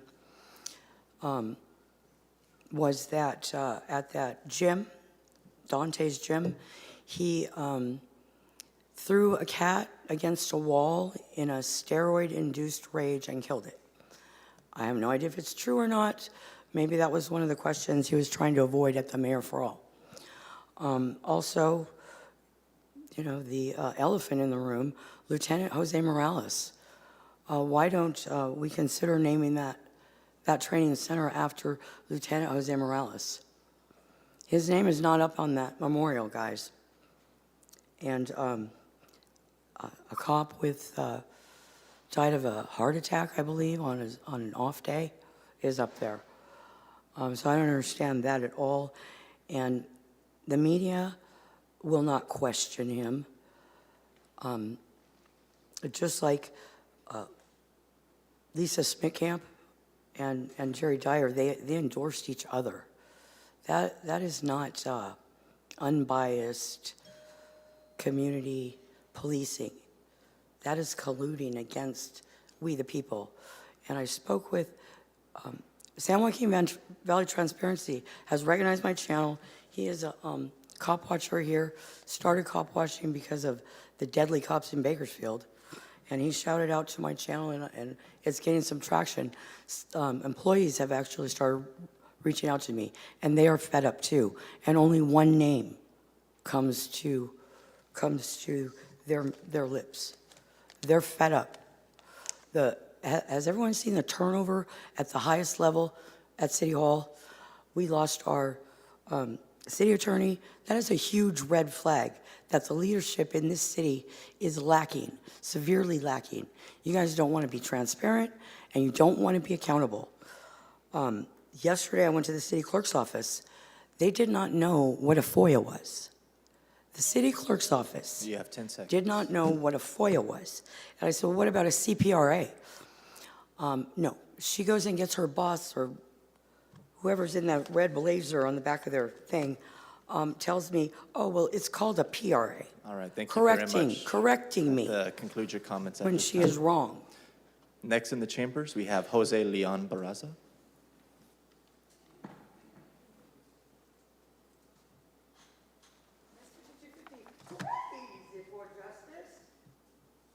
Thank you, President Maxwell and members of the council. I'm here actually to speak about the Central Southeast Area Specific Plan, and I understand that it has been continued, but we appreciate that you're giving us a chance to, since we're here, to comment on that very important document. You may notice that that document was actually completed back in April 2021. And Southeast Fresno is a very important part of our city, just like every part of our wonderful community. However, and I want to point out the positive. There are good things that are happening in Southeast Fresno that I want to thank your council, Mayor Jerry Dyer, and all of you for the good things that are happening. The renaming of the Ventura-Kings Canyon Corridor, now called Cesar Chavez Boulevard. That's awesome. We had a wonderful community event. And thank you for acknowledging the importance of the community and have a say on what happens in our areas. We also have a facade improvement project that's being implemented. Your report is talking about, it's all already outdated, that it's saying that it will implement, but it's already in place and it's happening and all of that, because I guess it has taken some time for that specific plan to be presented to you. The other wonderful thing is happening in Southeast Fresno is that the city of Fresno is funding a regional park, $8.5 million, and we thank the mayor and our council members, all of you, but especially Councilmember Luis Chavez, Councilmember Nelson Esparza, because they kind of represent that part of our city. But one problem that we still have that's very serious is the poverty and unemployment that we continue to have in Southeast Fresno. We believe training and workforce development, it's a great tool to improve the skills of the workforce so that they earn more money, they pay more taxes, and more money comes to the general fund of the city of Fresno. And there are 2 federal grants already approved that will be implemented. We hope that you folks keep an eye on those grants to make sure that they are fully utilized and that we get a return on that investment. Thank you so much for the opportunity to address you. Next in the chambers is Ingram Tate. Ingram Tate. All right, we have Gary Hannon. Gary, are you in the chambers with us? Okay, and those are all my yellow cards. City Clerk, do we have anybody popped up via Zoom that wishes to speak this morning? Yes. We have Lisa Flores. Yes, I'm approaching again for the second time about the California. Hold on, we just called a speaker. I'll let you come up immediately afterwards. Was it Gary? I called a Gary. You can take this gentleman if you want before me. That's okay. Okay. Sir, if you could please announce yourself. Okay, Yeah. Sean Hannon. Okay. It was not Gary. I'm approaching City Council again on the same matter of the Californian. He's refusing to open up the garbage chutes. He's intimidating, threatening eviction, write-ups. We're just asking to have the garbage chutes reopened to all the tenants to feel as residents of the Californian that all of the residents should have the right to feel safe in the building and use the things on the property that is included in our rent and is stated on our lease. And the staff need to be more professional. The management to be held accountable for not only listening to the concerns and complaints of the residents, but be held accountable for their non-professionalism. Thanks. Thank you very much. Okay, Lisa, thank you for allowing that. We'll hand it back to you for 3 minutes.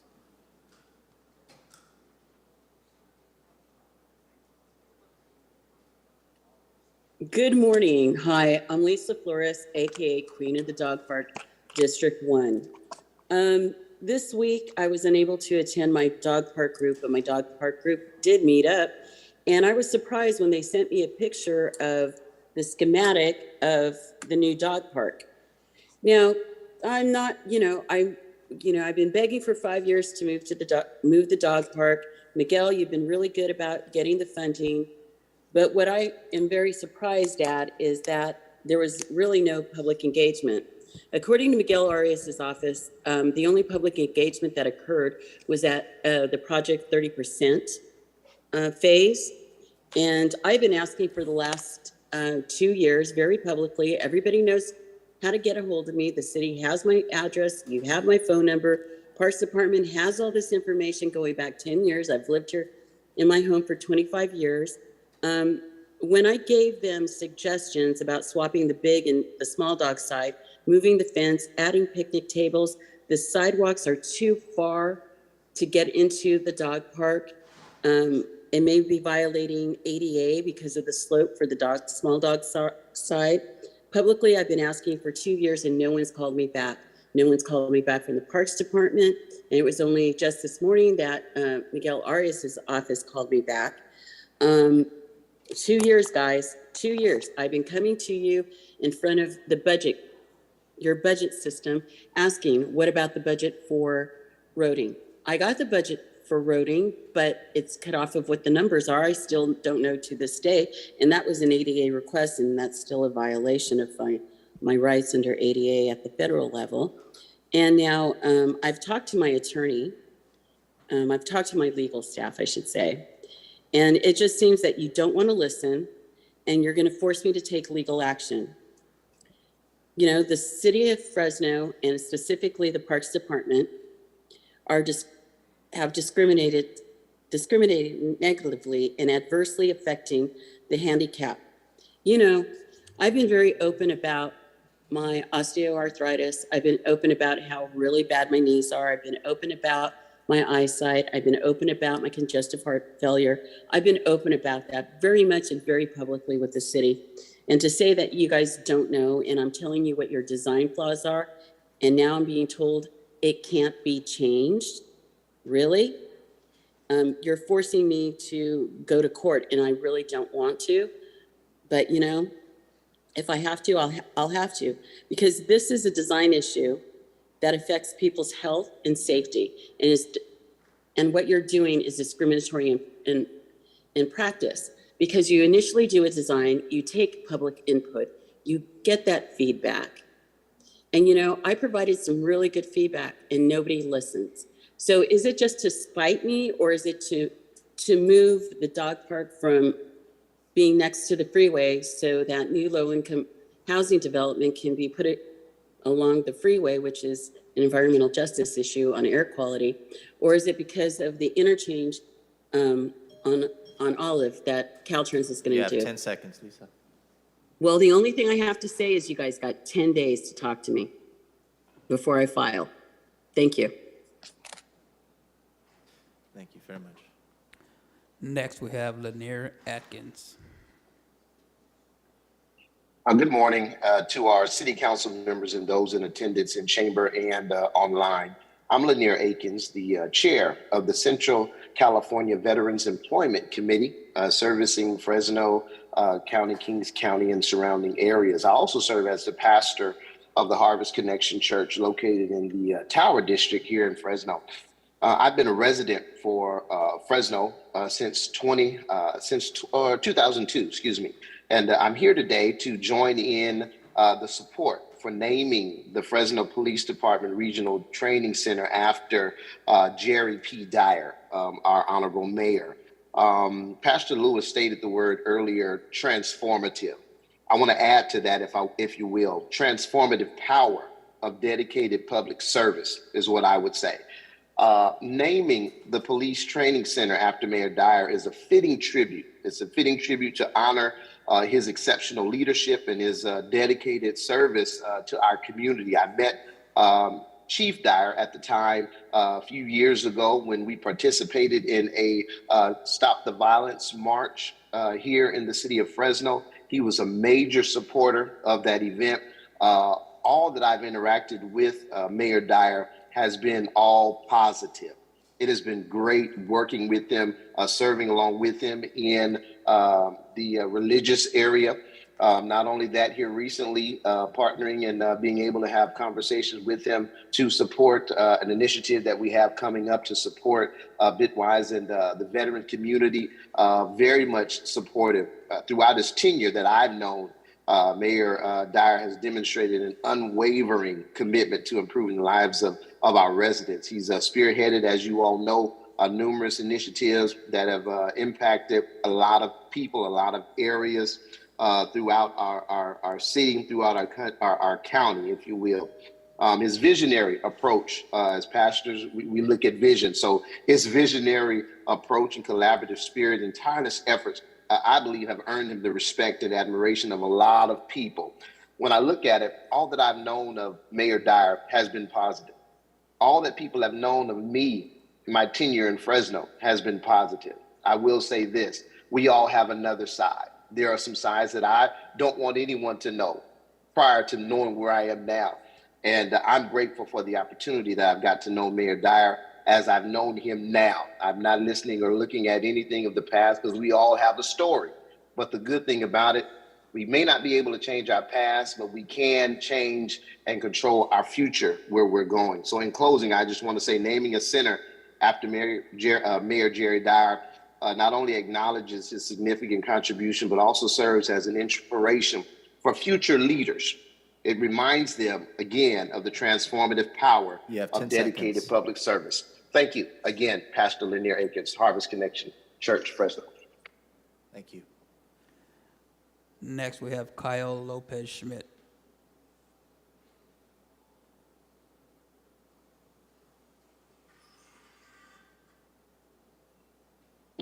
Hello, this is Kyle Lopez Schmidt, Executive Director of the South Tower Community Land Trust, and wanted to speak on item 1CC, which is the traffic study for Clinton and Van Ness, which I really applaud neighbors standing up for pedestrian and bicycle safety within the neighborhood. At the same time, I want to highlight how sometimes folks in the Tower District have more political power and more affluent areas of the Tower District that, there's a lot of pedestrian involved collisions that have happened on Belmont. This was highlighted at the Tower District Specific Plan workshop on Saturday, where they shared a map that there is a heat map of pedestrian collisions, and the area is green at Clinton and Van Ness with no pedestrian involved collisions in the last 5 years. But when you look at Belmont, several of the intersections at Belmont, Palm, Broadway, Van Ness and Fulton, San Pablo, all have pedestrian involved collisions. And these are 14% of these involve death. And so this is a really major concern for myself, having grown up and living in the neighborhood, and for the organization that we're forming to really uplift issues in the South Tower. So I'd really encourage council members to not only study the traffic impacts at Clinton and Van Ness, but really add some of the Belmont intersections to this study so that we can address the most dangerous intersections in the Tower District. So really ask that be included in this resolution. Thank you. Next, we have Joel Solorio.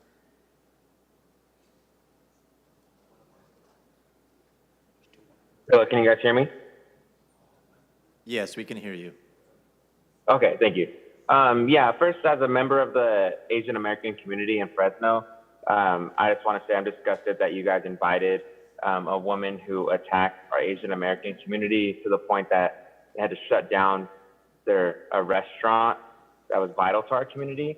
I can't believe that happened. That's absolutely ridiculous. She can claim that she wasn't being racist at all, but to fry on stereotypes of Asians eating dogs to the point that you shut down a restaurant, that's absolutely disgusting. And I can't believe that they were allowed to speak at the meeting, invited to speak at the meeting. But I want to shift my attention to the renaming of the facility after former chief, now Mayor Dyer. I can't believe that you're trying to circumvent a process that is in place, a vetting process that is in place specifically for instances like this. Specifically for people who are problematic in the community, people who have rape allegations against them, raped a 16-year-old girl. I don't care how long ago it was. Someone just said we all have past. I I don't have anything in my past about raping a 16-year-old girl, and I hope that none of the rest of you do either.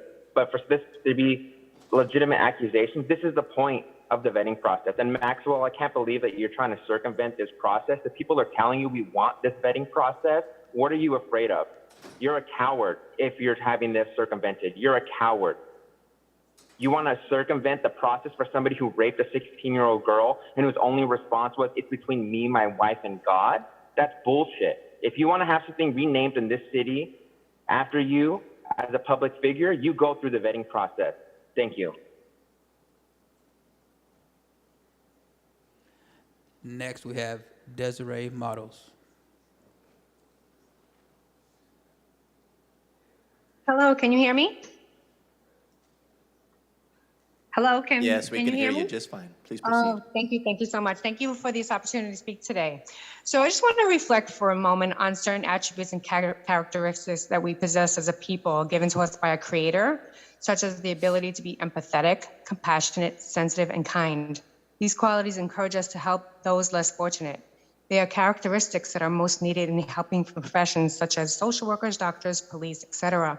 They are especially crucial when working with at-risk populations such as the homeless, victims of domestic violence, and people struggling with addictions. These same qualities are also necessary when advocating for those without a voice, abused and neglected animals. I'd like to call your attention to some serious issues we're having with agencies in Fresno whose purpose it is to protect, intervene, and rescue animals owned by individuals who don't provide for their basic needs. As I speak, there are 2 dogs chained 24/7 on an abandoned property with boarded up windows in Fresno. There is no water, food, or shelter in sight, and the dogs are in the blazing sun. There were originally 3 dogs, but 1 has died. We are not certain if it was because of heat stroke, dehydration, starvation, or by wild animals, as the poor dog could not possibly defend himself while on a chain. The other 2 dogs remain on the property waiting for death that can't come too quickly.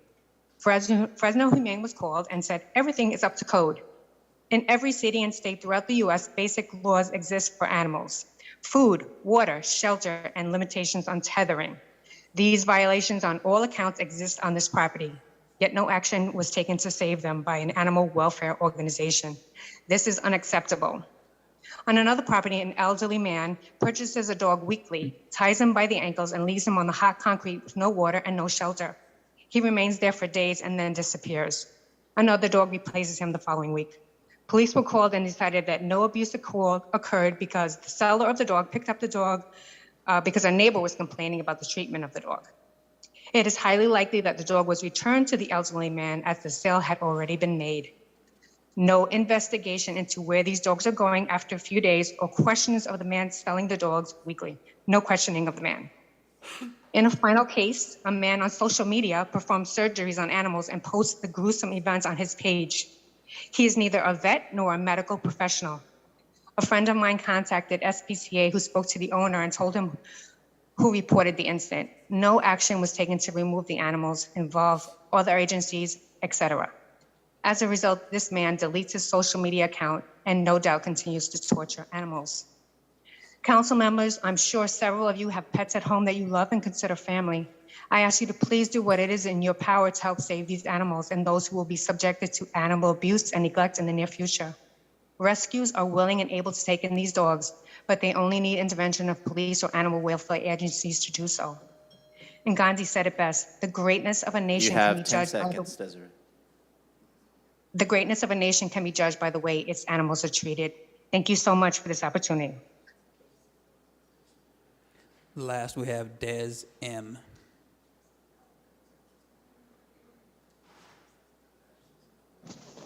Hello, you guys. Thank you. I just wanted to say we lost a good street family member, Kendall Allen Sr.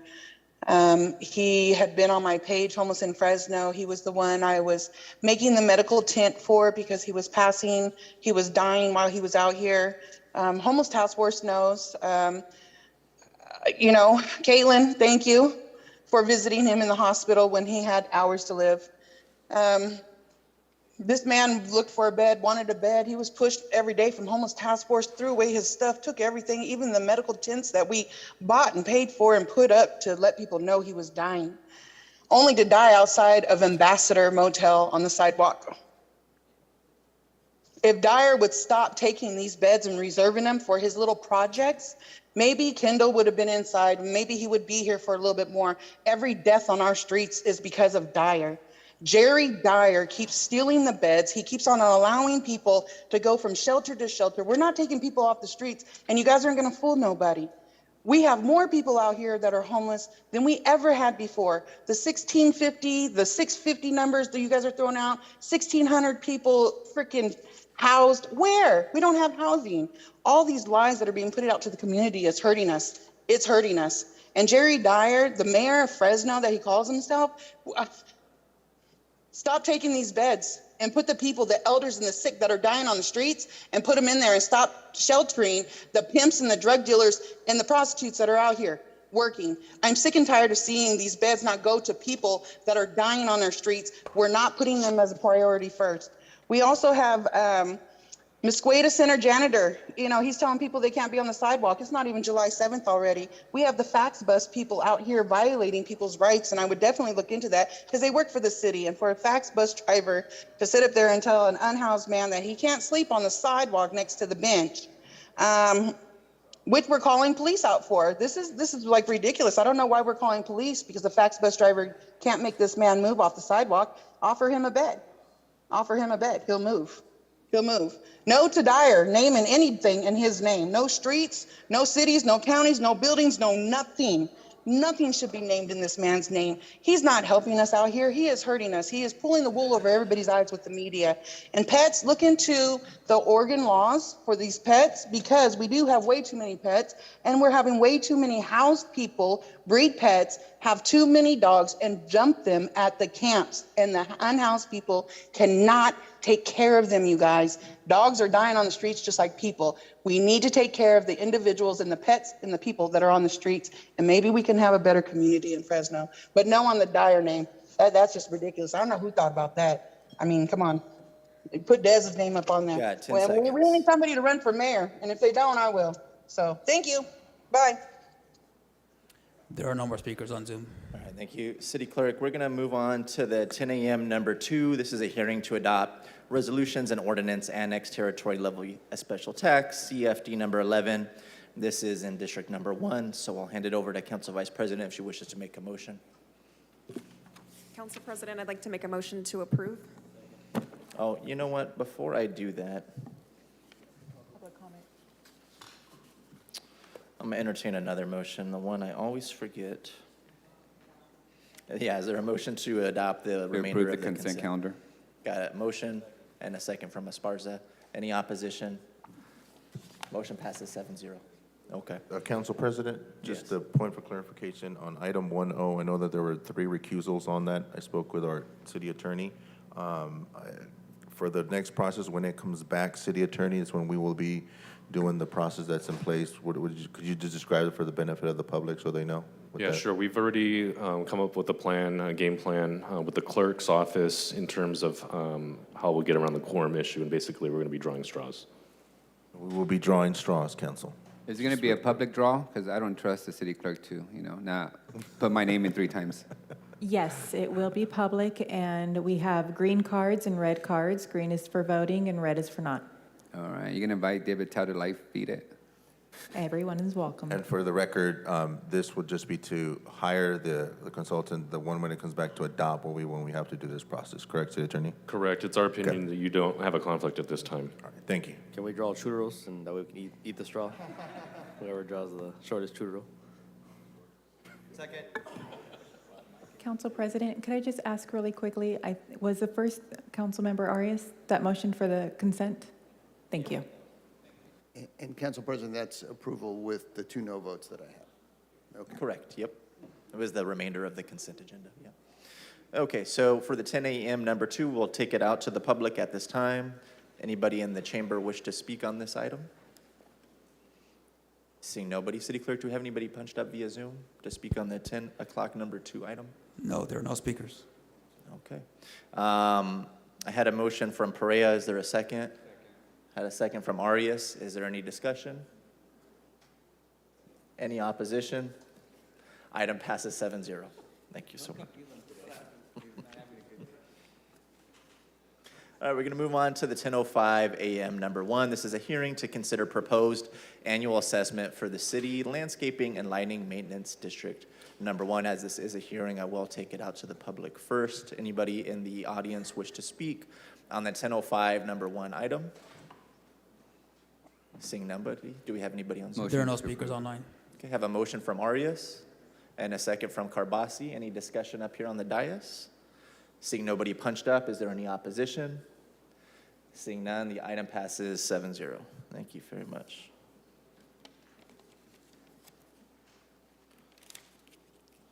Okay, we're going to move on to item 4A. This is a resolution naming the Fresno Police Department Regional Training Center the Jerry P. Dyer Regional Police Training Center.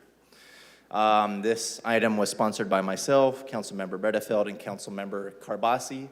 Last week, we voted to initiate the process to name the upcoming fire training facility after former Chief Kerry Donis. This is a similar honor that I think our mayor is deserving of. I want to say a few things about this item before we take it out to the public. Believe it or not, Mayor Dyer and I don't always see eye to eye. In fact, we actually supported one another's opponents on the campaign trail. So since then, in that time, I've had the opportunity to actually get to know the person. There's what you hear about somebody, and there's what you get to know about somebody from actually sitting down and having conversations and learning about a person's values. And I've had the opportunity to do that with Mayor Dyer over the past couple of years. I know a couple things about him. I know, number one, I think he's a good man. I think he is deserving of this honor that we'd be voting on today. He has served our community nearly 40 years in the Fresno Police Department. That is longer than I have been alive. He has served 18 of those years as the Fresno Police Chief, putting his life in harm's way every day. He has brought our police department numbers up. He brought the budget up during his time. And we saw a drastic decrease in crime throughout Mayor Dyer's tenure as police chief. Obviously, in 2020, he was elected to be the mayor of the city. He won outright in a March primary, meaning that over 50% of the folks in the city of Fresno believed that he was the right fit to be mayor.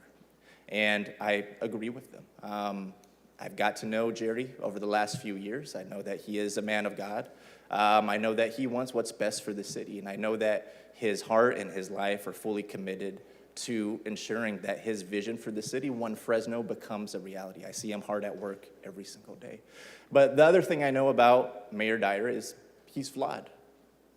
I think that's true for every single person in this room, though, including myself and my council colleagues. I don't think there's a single one of us that don't have flaws in our lives, and I guess that's what separates us from the angels. We're not perfect. We've made mistakes. But I believe that Mayor Dyer has proven himself very worthy of this honor. I look forward to supporting this today. I'm going to make a motion to approve it at this time. And I want to take it to my colleagues and to the public to get some feedback. But I did hear a second from Councilmember Carbasi. But at this time, I want to take it out to the public. If anybody in the chambers wishes to speak on this item, now would be the time to do so. Seeing nobody in the chambers, do we have anybody punched up? We have Jose Solorio. Okay, Jose, you have 3 minutes. Yeah, I alluded to this earlier, but Maxwell, you're saying he's a good person. Did you ask him? Did you ask him if he raped a 16-year-old girl? He doesn't want to talk about it publicly. You're saying that he was elected in 2020. That was during COVID. Motherfucker, we all had more important stuff to do. We were trying not to die when he ran unopposed during COVID. And you're saying that means that he got like this ringing endorsement from the city? Bullshit. Did you ask him if he raped a 16-year-old girl? You think that's deserving of honor? You think he's a man of God? He doesn't want to talk about these allegations publicly. He says it's between him, his wife, and God. Did you ask him? Did you go back in the chamber? Did you ask him, did you rape that 16-year-old girl? You want to honor somebody like that? We all have skeletons in our closet? Or is that what you're telling me, that you raped someone too, so that it's cool with you? Ask him. Bring it to the public. Let there be a full review by the Fresno Historical Society. Let the process play out. It's ridiculous. You're a coward. You don't want to deal with this either. You won't even talk about it. There are serious allegations that he raped an underage girl, and you don't want to talk about it. If you're going to sponsor this, then you need to have the guts to deal with this in the public, in the way that it's supposed to be dealt with a full review. Thank you.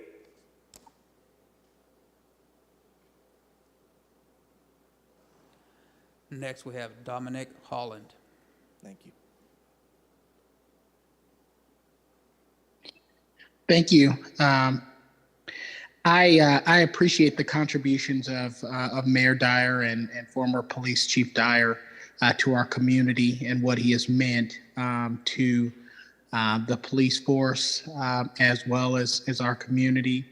And I certainly respect the opinions of those who have shared and have experience with Dyer and his faith and their belief in who he is as a person. My concern for naming the regional training center after Mayor Dyer would be, what does it communicate to those who are being trained? So I understand that we're all flawed human beings and we make mistakes. However, we want to, overlooking the mistakes and having a heart of forgiveness and a heart of reconciliation is one thing, but I think that it communicates something more to officers who are being trained with relation to their accountability to the community. So that's my one concern. I thank you, and I hope that you consider that when you're making this decision.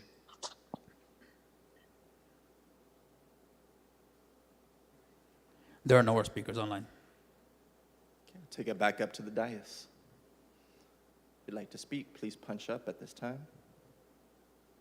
Councilmember Arias, floor is yours. Thank you, Council President. I want to point out a couple of things that have been mentioned today. As referenced by Council President on the naming of the Cary Donis Fire Training Facility, that is simply a recommendation to State Center Community College District, which is the owner of the property, and that recommendation will go through the Historic Preservation Commission. So we are not, and the council did not approve an exemption to the city policy, which requires a vetting process. So it's our intention to take that to the Historic Preservation Commission. Secondly, there's a city policy that we established a while ago. And I know we have in the past named the Paul Capriolio Community Center after him as his tenure on the council ended. And that was prior to the policy being set that required the vetting through the Historic Preservation Commission for buildings specifically. In this case, the proponents are seeking an exemption from the current city policy that assigns the public vetting process to the Historic Preservation Commission, who are members of the public, interested to weigh in on the historical elements of our city and to provide feedback and a public hearing for such naming of facilities. And that was intentional when Member Soria sponsored that legislation to ensure that we did not take up council time debating the professional or personal merits of individuals who folks were seeking to name buildings after. In this case, this proposal seeks to exempt the then police chief and current mayor. Secondly, I want to point out that, in my view, this poses a significant ethical conflict for the city council. We're not naming this building as proposed for somebody who's retired. It's somebody who is actively in the city of Fresno, somebody who's actively receiving a compensation by taxpayers of Fresno, somebody who has veto authority over this legislative body, somebody who makes financial decisions on what nonprofits, are recommended for funding, somebody who has significant power as the strong mayor form of government, who we're seeking to name a building after. And for me, that is an ethical conflict of interest that we should be very cautious with, because it could be suggested that for those of us who may not vote to approve this name recognition, that we see our projects delayed, our projects defunded, our projects reprioritized. It leaves for a lot of claims to be made because the current person still wields quite a bit of active authority over city business. I also want to point out that, we just went through a process with Cesar Chavez Boulevard, and I find it hypocritical and disingenuous to hear B.T. Lewis argue before us that we should exempt and that we should approve this recommendation that exempts it from city policy when he argued that Chavez Boulevard should be denied because it did not follow his version of what a public process should be. I want to point out for the record, there's been no community meeting to get feedback from West Fresno residents to name a West Fresno facility after the mayor, and that doesn't seem to be an issue for Mr. Lewis, which leads me to believe, at least confirm, that it was never about the process when we undertook Cesar Chavez Boulevard. It was always about the opposition to Cesar Chavez's legacy and to the city recognizing that legacy here. Lastly, I'd like to point out that the mayor, as has been pointed out, was elected by more than half of the city to serve as the mayor of Fresno. We were all elected by more than half of our respective constituencies. And I try my best every day to work with him. I think we do a pretty good job of working on a daily basis with him, whether we agree philosophically or principle on things. But it's very clear and real that the mayor's legacy as a police chief is incomplete. There are still several pending lawsuits related to then police chief Jerry Dyer pending before the courts. This is in addition to the millions of dollars in lawsuit settlements that the city has paid for while he was police chief. The numerous cases of use of force that were dealt with and settled while he was police chief. The numerous lawsuits that were settled by taxpayers against him as chief and him personally, and anybody at any point can sue the city. But my point is that his time as police chief of this city, that chapter in his legacy is still incomplete because there's still pending lawsuits as a result of him being a police chief. If the voters choose to re-elect the mayor for the second term, it would mean that he is essentially in the first quarter of his tenure as mayor. That's a very incomplete legacy as a mayor of Fresno. And that's why there tends to be a good practice in not naming buildings after individuals who are still actively doing the roles. Because there's always a chance that there might be a moral, a personal or professional failure that would suck us into a debate over removing a name from a building. I'm not going to go into the personal aspects of, Jerry Dyer, but I will tell you that the claims that have been made against Jerry Dyer over decades are related to his professional role as a police chief and as an officer.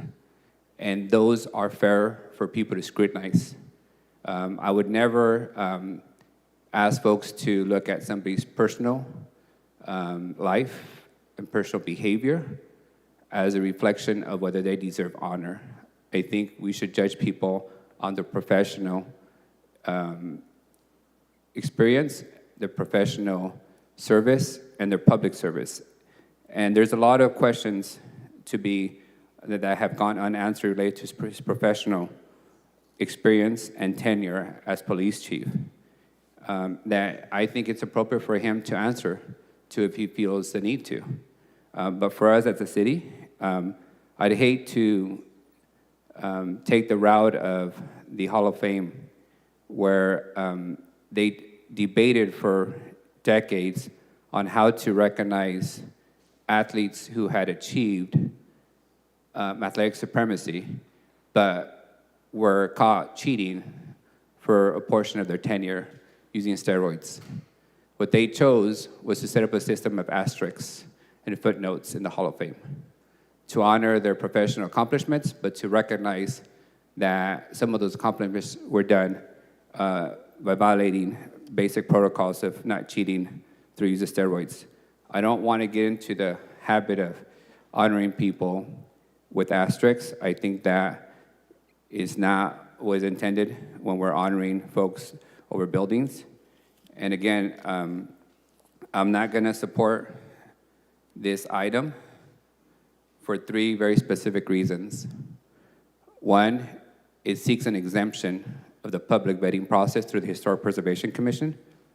Two, Mayor Chief Dyer's legacy is still incomplete with numerous cases still pending, which he might have to testify in. 3, his tenure as a mayor is in the first quarter of 4 quarters. And I think we should allow him to fully serve his full tenure as mayor before the legislative body seeks to honor him. And lastly, and I'll tell Jerry Dyer this, I believe there are other officers that are equally, if not more, worthy of having a police training facility named after them.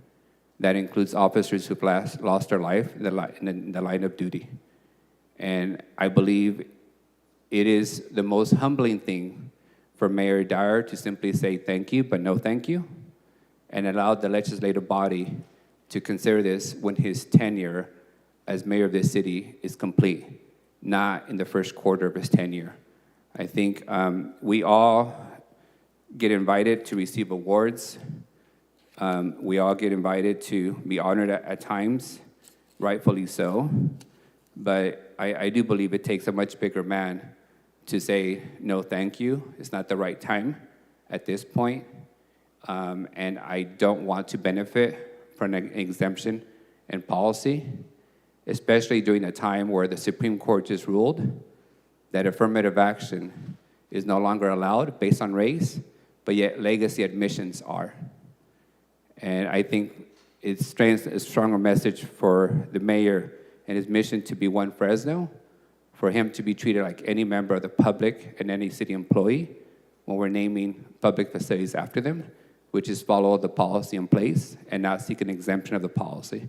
And I would hope that the mayor would heed my request for him to decide to decline this honor and allow his tenure to be completed before we seek to pursue an exemption to city policy. Those are my comments, Council President. I do appreciate the comments, Council Member. I would like to just respond to a couple of things that I heard. As a matter of fact, I have checked this with the city attorney's office. I know when the date passed that would forward renaming of public facilities to the Historic Preservation Commission. Since that went into effect, you've actually been on record voting for the change of name of 4 public facilities. You mentioned one was the Paul Capriolio Center. Paul Capriolio was still a council member at that time. Pia Vang, very deserving, named a police substation after a fallen police officer.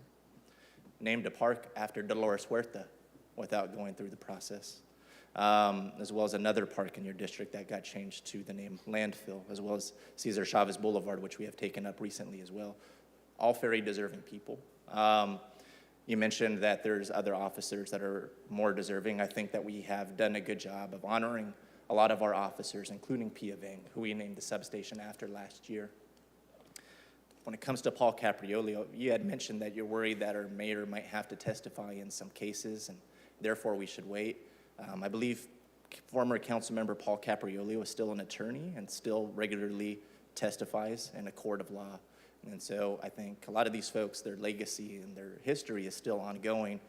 However, we've made an exception for all these folks. The reason I believe that our mayor should be exempt from the process, unlike some other folks, I believe the Historical Preservation Commission is extremely adept and skilled at researching historical figures that this council has never heard of before. We have other facilities like the Mukes home. We've all heard the Mukes home. We don't really know who Mukes is. And a lot of us up here, we don't really have the time to do the historical research, or we don't know where to find the sources or how to go to the library and look at the microfilm.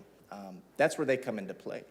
When it comes to a contemporary figure that we have all known and worked with for many, many years and has served this community, I think we know that person's legacy pretty well. We have a staff, each of us have a staff of about 5 to 6 full-time individuals. We have an operating budget of over $1 million. I think if we ourselves can't come to a conclusion on this and we have to outsource the decision to a volunteer group, I think that says a lot about this council. I mean, I was elected to make these decisions. Some are popular with the district, and the unpopular ones I'll have to answer for with my constituents. when it comes around to election time.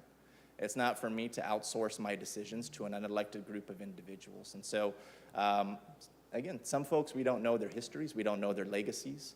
Others that we do, and I think that Mayor Jerry Dyer falls into that latter category. Anybody else wish to speak at this time? I don't see anybody else punched up. Councilmember Bredefeld? Yeah, I also want to say a few things. I actually brought this forward and sought my two colleagues to sponsor it, and I'm very proud to sponsor this with them. This isn't about waiting for Mayor Jerry Dyer's legacy as a mayor to be fulfilled before we decide whether we want to honor him. I didn't bring this forward, I'll speak for myself, I didn't bring this forward to address his mayoralship. I brought it forward to honor his 40 years as a police officer and 18 years as a police chief. He happens to be the mayor for 2.5 years. That's great. But the honor of naming our training center, police training center, after a former police chief who served for 18 years and 40 years as a police officer seems very appropriate to me, and it's a great way to honor his service. When the gentleman who called with all of his wonderful language said, what does this say to a community? I think it says that we're recognizing someone's excellence, service to a community, commitment to service, commitment to their other police officers, and protecting our community. That's what it's saying. And I hope that legacy will be lasting for a long time. You know, this issue about vetting, first of all, when we did this, and it was the council that did it, I voted against it. It was to vet the Mukes home and look at whether or not we want to destroy the legacy of a man who lived over 100 years ago. That was at the height of the cancel culture, where we're looking to cancel people for all the supposed past sins of 50 to 100 or 200 years ago. I don't believe in the cancel culture. I voted against it, and I don't think we need to be doing that stuff. Nobody lives a perfect life. People who, historical figures who lived 50 and 100 and 200 years ago lived in very different times. And it's always easy to sit Monday morning, be quarterbacks, and judge other people. And I imagine 50 years or 100 years from now, we'll all be judged and found to be flawed, and something that we're named after, they may want to take it down as well. What you do now comes back to bite you later. So I don't believe in cancel culture, and I believe that people do good things, they do bad things. We're all sinners in God's eyes. God doesn't typically judge one sin versus the other. He sees sin as sin, and I've certainly been a sinner, and I will probably continue to always be a sinner because I'm a flawed human being, and we're all flawed human beings. And so if we're going to sit here and judge Jerry, we ought to be judging ourselves, because we're all in the same boat, and we all make mistakes. And I can tell you I've made my share of mistakes, and I'll make many more. This isn't about finding a perfect person to honor. This is about honoring a man who for 40 years put his life on the line, has been shot at, and has served other police officers to protect them and protect this community, and did it well. I'm sure he didn't do it perfectly. I can tell you as a clinical psychologist, I didn't do it perfectly. I don't do it perfectly. And in many roles that I have in my life, I don't do it perfectly, and I certainly wouldn't want to be judged and to be somebody who has to be perfect if I'm going to be recognized in any way. So I'm proud to sponsor this with my two colleagues. I hope the council supports this. I look forward to the day when we can put Mayor Jerry Dyer, former police chief Jerry Dyer's name on that building. I think it's a perfect way to honor him, and I think it's a perfect way to set a standard for excellence in the police department. Not perfect, but a good standard, and I think he's earned it. I think he has tremendous support in the community for it. I think people will support this and feel very positive about it. So I look forward to hopefully, I guess, having majority support of the council, and look forward to the day when we unveil the name. Thank you. Seeing nobody else punched up at this time, we have a motion from myself and a second from Councilmember Carbasi. Is there any opposition? No. Seeing one opposed, the item passes 6-1. Thank you, everybody. All right, that will bring us to the contested consent portion of today's agenda. We're going to take them in the order that they were pulled, and it's going to start with item 1C as in Charles. Resolution adopting the 46th Amendment to the Annual Appropriations Resolution to increase appropriations by $400,000 to cover anticipated general fund expenses, overages for the fire department. This item was pulled by Councilmember Arias. City Manager, we just approved the budget a week ago. Walk me through why we're making this change at this point.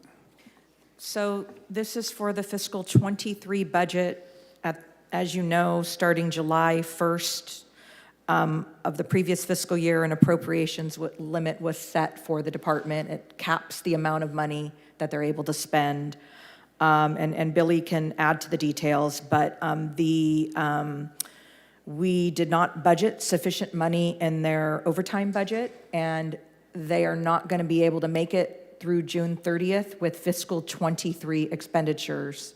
So in order to be able to close the books, we need to give them additional appropriations in order to finish the fiscal 23 year ending June 30th. So they need $400,000 for the next 24 hours? It's an accounting mechanism. As you can imagine, with a budget the size of theirs, there's lots of different line items where funding is in and out of, but they have a cap, and I don't know if it's more of an accounting question. I don't know if it's Billy or if it's Yvonne, but they're capped for the fiscal year on what they can spend. So when the last pay period, the last paycheck hits, they will likely blow their appropriations for fiscal year 23. And I guess my question fundamentally is, we just went through a whole month budget process.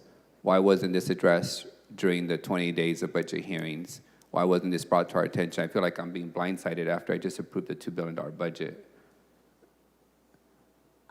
I don't know how to answer that question. Is that an Yvonne question? Do you guys not know that you're $400,000 overspending? Yes. So this is what I'll tell you. At mid-year, when we were working on the mid-year adjustments and we were looking to see where we were going to end, we knew we had a problem in the fire department, but we had Chief Donis leave and we had the department's business manager leave, who were the only two people in the entire department that were working on the budget. Billy stepped in as interim chief, thank God. Yvonne Dedmore stepped in as the new business manager, and we knew there was going to be a problem, but we didn't know to the extent. Since that time, they have been going through every single line item in the budget, and honestly, it was not until the last, literally we threw this on we didn't throw this on, but we put this on at the last minute that we did a reconciliation and realized they were not. So I would say at the time, we did not know the extent that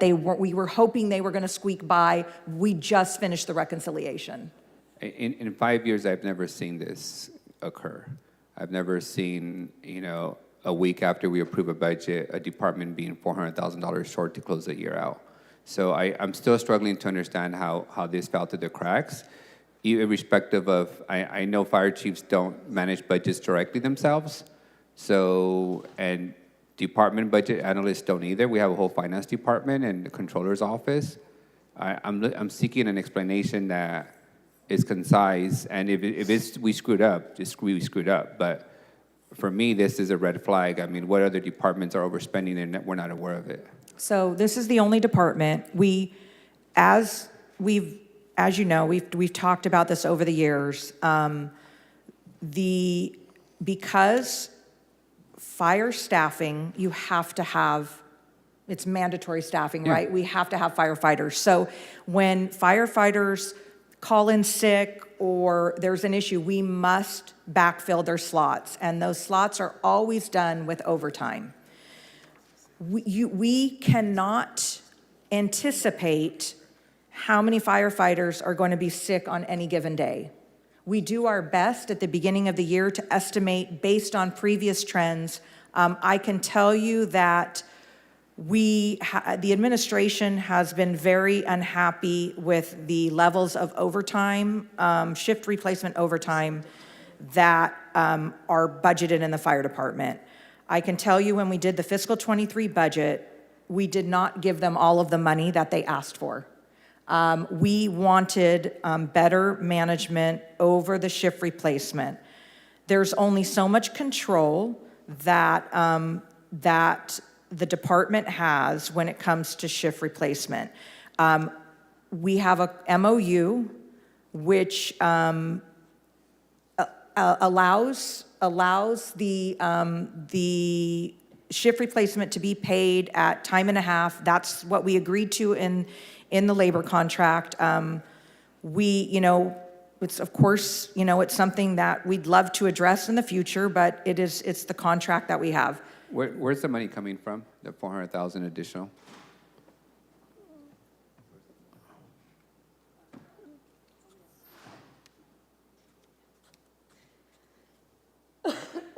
Excuse me. Good morning.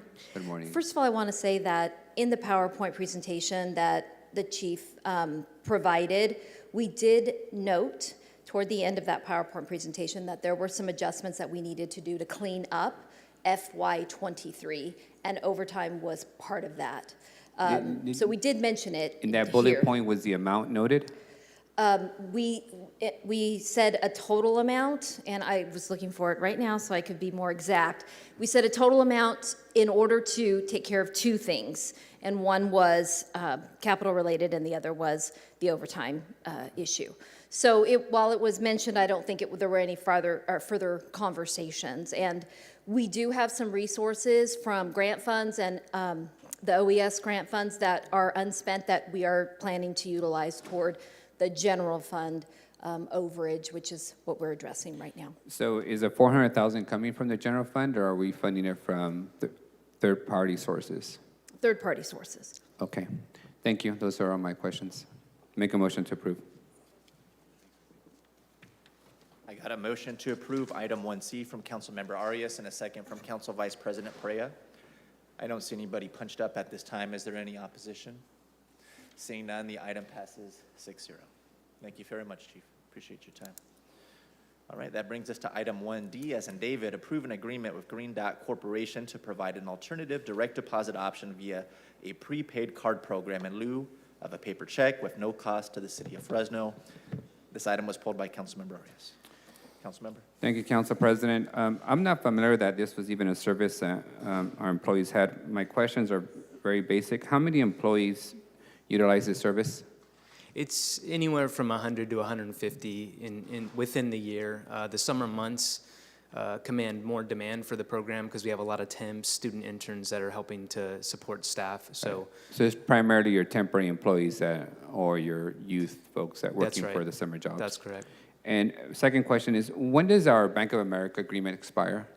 It expires next June 30th. And, Have we started a new RFP process? We have not started, but you'll recall when I was here in February, we made an amendment to the existing contract to help facilitate some of the bank reconciliation. And you had asked me then if we were going to move through the RFP process, and we are absolutely intending to get out in front of that and have the process completed before the expiration of the current contract. Yeah, My overall concern is that when such a big corporation like a Bank of America decides to no longer provide a service that our employees depend on, it puts us in a predicament to go find a third-party provider, and I think that should be reason for us to choose another bank if they're choosing not to provide the services that our employees need. So those are all my questions. Great, thanks. And I'll just say, I mean, I absolutely agree with you. It did put us in a bit of a bind. Thankfully, it's a smaller scope program, something to consider certainly in the totality of the service that they provide to us. But yeah, we had to kind of scramble and get this before the council. So yeah, and for the record, City Manager, I'm starting to regret the Bank of America agreement. Not only are they closing brick and mortar banks in Fresno, and leaving their buildings vacant and becoming a blight in our city, but they're also now starting to remove programs that are essential to our employees. So when the RFP comes forward, I'm going to be scrutinizing it quite deeply because they have, I think, a legal obligation to fulfill their contract requirements and not put us in a bind, and also to maintain their buildings that they own in the city. With that, I'll make a motion to approve. I have a motion from Marius and a second from Chavez. I don't see anybody punched up at this time. Is there any opposition? Seeing none, the item passes 7-0. Thank you, Director. And that'll bring us to our next contested consent item, 1H as in Henry. Approve the Third Amendment to the Animal Control Service Agreement between the City of Fresno and Fresno Humane Animal Service in the amount not to exceed $2,321,500 for a 5-month term beginning July 1st to November 30th of 2023. This item was pulled by Councilmember Arias. Councilmember. City staff, I think we briefly talked about in the hallway the cat situation. Getting a lot more complaints about cats and what we're doing and not doing. Can you briefly walk us through what are we doing around cats and what, if anything, this extension would do around that issue? So the services that we're trying to provide for cats is really based on the availability of veterinarians. We have reached out to partners in the community. We do have an outside entity called Animal Balance that comes in about once a month and does 50% of the spay and neuter for feral cats and also for owned cats. So that is really our biggest issue, is not having enough veterinary resources to address the summer and the spring influx of kitten season. So we are reaching out, giving out information as to what to do. We are at capacity at the center. What we're also trying to do is, as people come in and try to surrender their cats, we're asking for their help in maybe housing them. We are providing them with vaccinations if a cat has been socialized, if it's feral. You know, that is a difficult thing to take in a cat that's not going to find a home. Ultimately, if we were to take in those cats, if they're feral, then their outcome might not be positive. So we're reaching out to our community, asking for their help, and at the same time finding other alternatives, bringing in veterinary services from outside the city that come in and also do mobile spay and neuter, and just trying to work through all of that. We're also in the process of starting a recruitment for a veterinarian. So I take it this contract, by extending it gives us sufficient time to bring that service in-house? That's correct. And do you anticipate improving services around cats and spay and neutering for dogs and cats when we bring it in-house, or are we still going to have the same uphill challenge? We did bring in a consultant to help us out with that issue. So we're looking to see what some of those recommendations are and how we can improve on that. Certainly the goal is to improve. You know, we've been talking about this ever since we, built the new center, and we're going to be taking over and operating an animal center for the first time. So we're getting as much professional guidance as we can. Definitely the goal is to improve and operate at a higher level. Yeah, I just, it's the double-edged sword, right? The community asked us to step in and take over, build a center, and we jumped in with both feet in and built a center. And now I have a feeling that from showcasing a cute dog and cat once a month, we're going to showcase a dozen complaining residents every council meeting for 2 hours, complaining about what is not being done. And I'm anticipating that and how we're going to address those things, because there's a lot more cats and dogs than we can manage. So thank you with that. Motion to approve. I have a motion from Arias and a second from Chavez. I don't see anyone else punched up at this time. Do we have any opposition? Seeing none, the item passes 7-0. Thank you very much, Alma. Our next item is item 1M, as in Mary, actions pertaining to an amended and restated agreement for option to purchase 959 North Parkway Drive. This was pulled by Councilmember Arias. I think our director is via Zoom on this Bill item. Sky, yes, he is via Zoom today.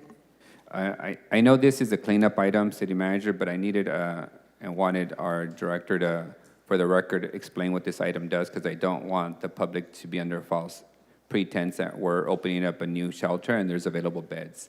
I know it's a cleanup on a previous action by the council. Bernard, do you have Philip? Philip, you can unmute yourself.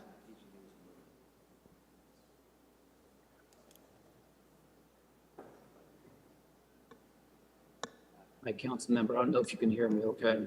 Yes, we can hear you. Okay, fantastic. Thank you. And I'm sorry that I cannot be there in person. Phil Sky, Assistant Director of Planning Development Department. This is indeed a cleanup item, Councilmember, you're correct. We purchased our building at 59 North Parkway. We assumed an agreement from the Fresno Housing Authority and ultimately closed on the property. At the time, this agreement was brought to council for approval. At the same time, an option was approved by council in order to enable the Fresno Housing Authority to purchase it back from the city of Fresno for $1,000 at some point in the future. This is a project that we submitted to the state for Home Key Award, which we received. This project is being operated currently as a shelter. It is fully occupied. And in the future, as we fulfill our home key obligations to the state to convert this to permanent affordable housing, mixed income housing, the housing authority will have the option to fulfill our commitment on our behalf. Thank you, Director. So for the record, this simply cleans up a mistake by the assessor's office that noted the purchase price to be, in essence, over $3 million when the purchase price is $1,000. And this property has already been acquired and is operational, and my understanding is pretty full. So with that, I'll make a motion to approve. Got a motion to approve from Arias, a second from Carbasi. I don't see anyone else punched up. Is there any opposition? Seeing none, the item passes 7-0. The next item is 1T as in Tom. Actions pertaining to lift station 15 and 16 in Council Districts 2. Award a construction contract to HPS Mechanical, Inc. in the amount of $698,106. This was pulled by Councilmember Arias. Director, I appreciate the lift stations being replaced in these areas. I'm sure they're needed. But the lift station in City Hall, the trucks are there once a week. What's the plan? I know you guys have been managing it pretty frequently for the last few years. Are we going to replace it, or is... I don't know specifically the status of that lift station, Councilman, but I can look into it and report back to you. If you can just get back to me in a memo or an email is sufficient. I know there's always trucks that are idling on a weekly basis, and I'm told that it requires replacement, but if you can just get back to me, that'd be sufficient. Motion Absolutely. to approve. Got a motion to approve by Arias and a second from Esparza. I have Councilmember Carbasi punched up. Okay. Any opposition? Seeing none, the item passes 7-0. Thank you, Director. All right, that brings us to item 1V, as in Victor, approve a First Amendment to the Professional Public Information Services contract for the Department of Public Utilities with 2Q Inc., DBA JP Marketing. This was pulled by Councilmember Arias. The contract indicates that we're going to spend $1 million on a Prop 218 effort. The amendment is for $808,000. Of that, on a table in the council report, $384,000 would be applied to Prop 218 process. And that includes the few $100,000 for direct mail in the DPU's budget, right? This is inclusive of the mailing. I don't know that we're taking out of, it's in the DPU budget, but it'll be applied to this contract. But to be clear, the contract as written stipulates that it does not include cost of postage, that postage would be directly paid from DPU to the post office. So when you add the cost of postage, you're looking at a higher amount for Prop 218, correct? Yes. So it's approximately about $600,000 for a Prop 218 effort? I don't know that postage amount off the top of my head. I would have to look into that and report back to you. When do we anticipate bringing Prop 218 to the council? Right now, we're going through finalization of the study on the rates, and we need to run that through the attorney's office and get everything prepped. But right now, we're targeting August. August? August for the council or August for the public? This would be for council to authorize us moving forward to sending out the ballots. And to be clear for the general public, at that point of authorization, we would know what the rate increase would be? Yes. Okay, and I think the city manager clarified for me that if the council does not approve a 218, then it nullifies this section of the agreement, correct? So it's a time and materials agreement, so we're only charged if they perform that work. If the Prop 218 doesn't move forward, these services wouldn't be provided and they wouldn't be paid that. Are you intending to use any, this contract in any way prior to council authorizing Prop 218 in August, or considering Prop 218? Am I going to see a marketing campaign convincing the council to support 218 paid for by these funds prior to the council considering the Prop 218 request? There'll probably be some informative, work that we do just to help people understand what solid waste division does and stuff. But I mean, it's going to be just kind of a whole program that we still have to develop. And so we don't have all the particulars, but there'll be some education. We're also limited on what we can do once the Prop 218 process is initiated. So we have to, be careful of what we do. Yeah, I guess what I'm trying to also be clear on is that this marketing firm does not launch a marketing campaign targeted at this legislative body to convince us to support Prop 218 prior to us even considering Prop 218. We won't use this marketing firm. I'll do it myself. Oh, yeah, that would be appropriate. Yeah, that and the communications team of 20 people, that's more appropriate than the marketing firm. Speaking of which, do we need a marketing firm since we have an in-house communications team? They're not quite staffed to the level that we need to carry out this Prop 218 exercise. There's a lot of, the ballots need to be prepared, envelopes, everything, and then as well as, just kind of, getting the information out.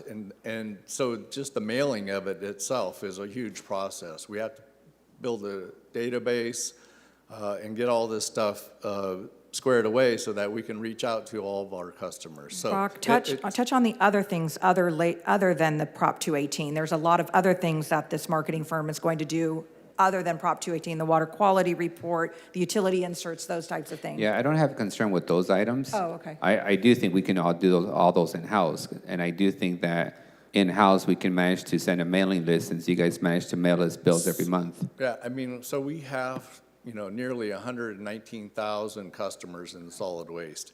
That would be very onerous for our in-house staff to try and deal with all of the printing and stuffing and of it. Don't you already do that when you bill us every month? What's that? Don't you already do that when you bill us every month? UB&C has an outfit that they use. It's outsourced. So the billing is outsourced too? Yes. Okay.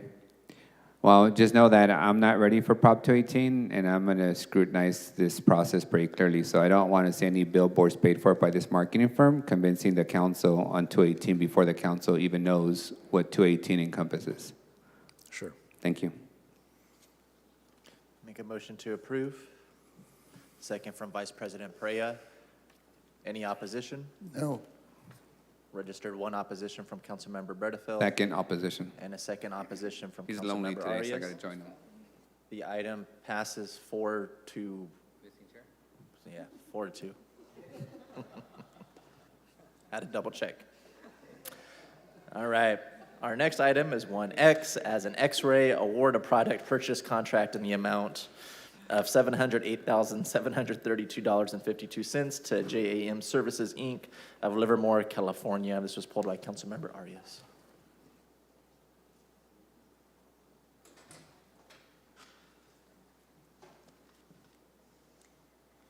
Good morning. Hi, can you give us layman's explanation of what the item does? This is an item, sorry, I'm too short for this. This is an item for approval to purchase streetlights ahead of the construction contract so that we can account for the lead time and streetlight delivery. I know the street lights, I saw the designs that look pretty neat and historic, but I've been asking for, are they going to accommodate overhead string lighting, when people come and ask us to do string lighting? Are we gonna tell them that the poles are not engineered for that and we have to buy new poles? You did ask that question, and yes, they are structurally capable of handling that. They are steel poles. It's not in the scope of this particular project, but they are special decorative steel poles that are stronger than the typical Perfect. cast iron. So in the future, if the council decided to do string lighting overhead, then it was just a matter of paying for the string lighting. The structural integrity of the poles would be able to handle it? I can answer for the structural integrity. The rest of it, I think, is up to some other folks. Scott, can you confirm for me on the record that these poles are going to accommodate overhead string lighting if we do them? Yes. Yes? Perfect. Thank you. With that, make a motion to approve. Thank you. Motion from Arias, a second from Carbasi. Seeing nobody else punched up, is there any opposition? Seeing none, the item passes 6-0. All right, our last contested consent item is 1BB, as in boy. Approve an increase to the current Fortney Towing Evidence Tow Service contract in an amount not to exceed $501,600 to cover the expenses incurred and projected through FY24. This was pulled by Council Member Arias. Thank you, Council President. According to a staff report, as a result of the district attorney not being able to process cases long enough, it's necessitated a requirement for us to spend more money on storing evidence in vehicles. Is that correct? Yes, that's a number of reasons. That's one of the ones we cannot release.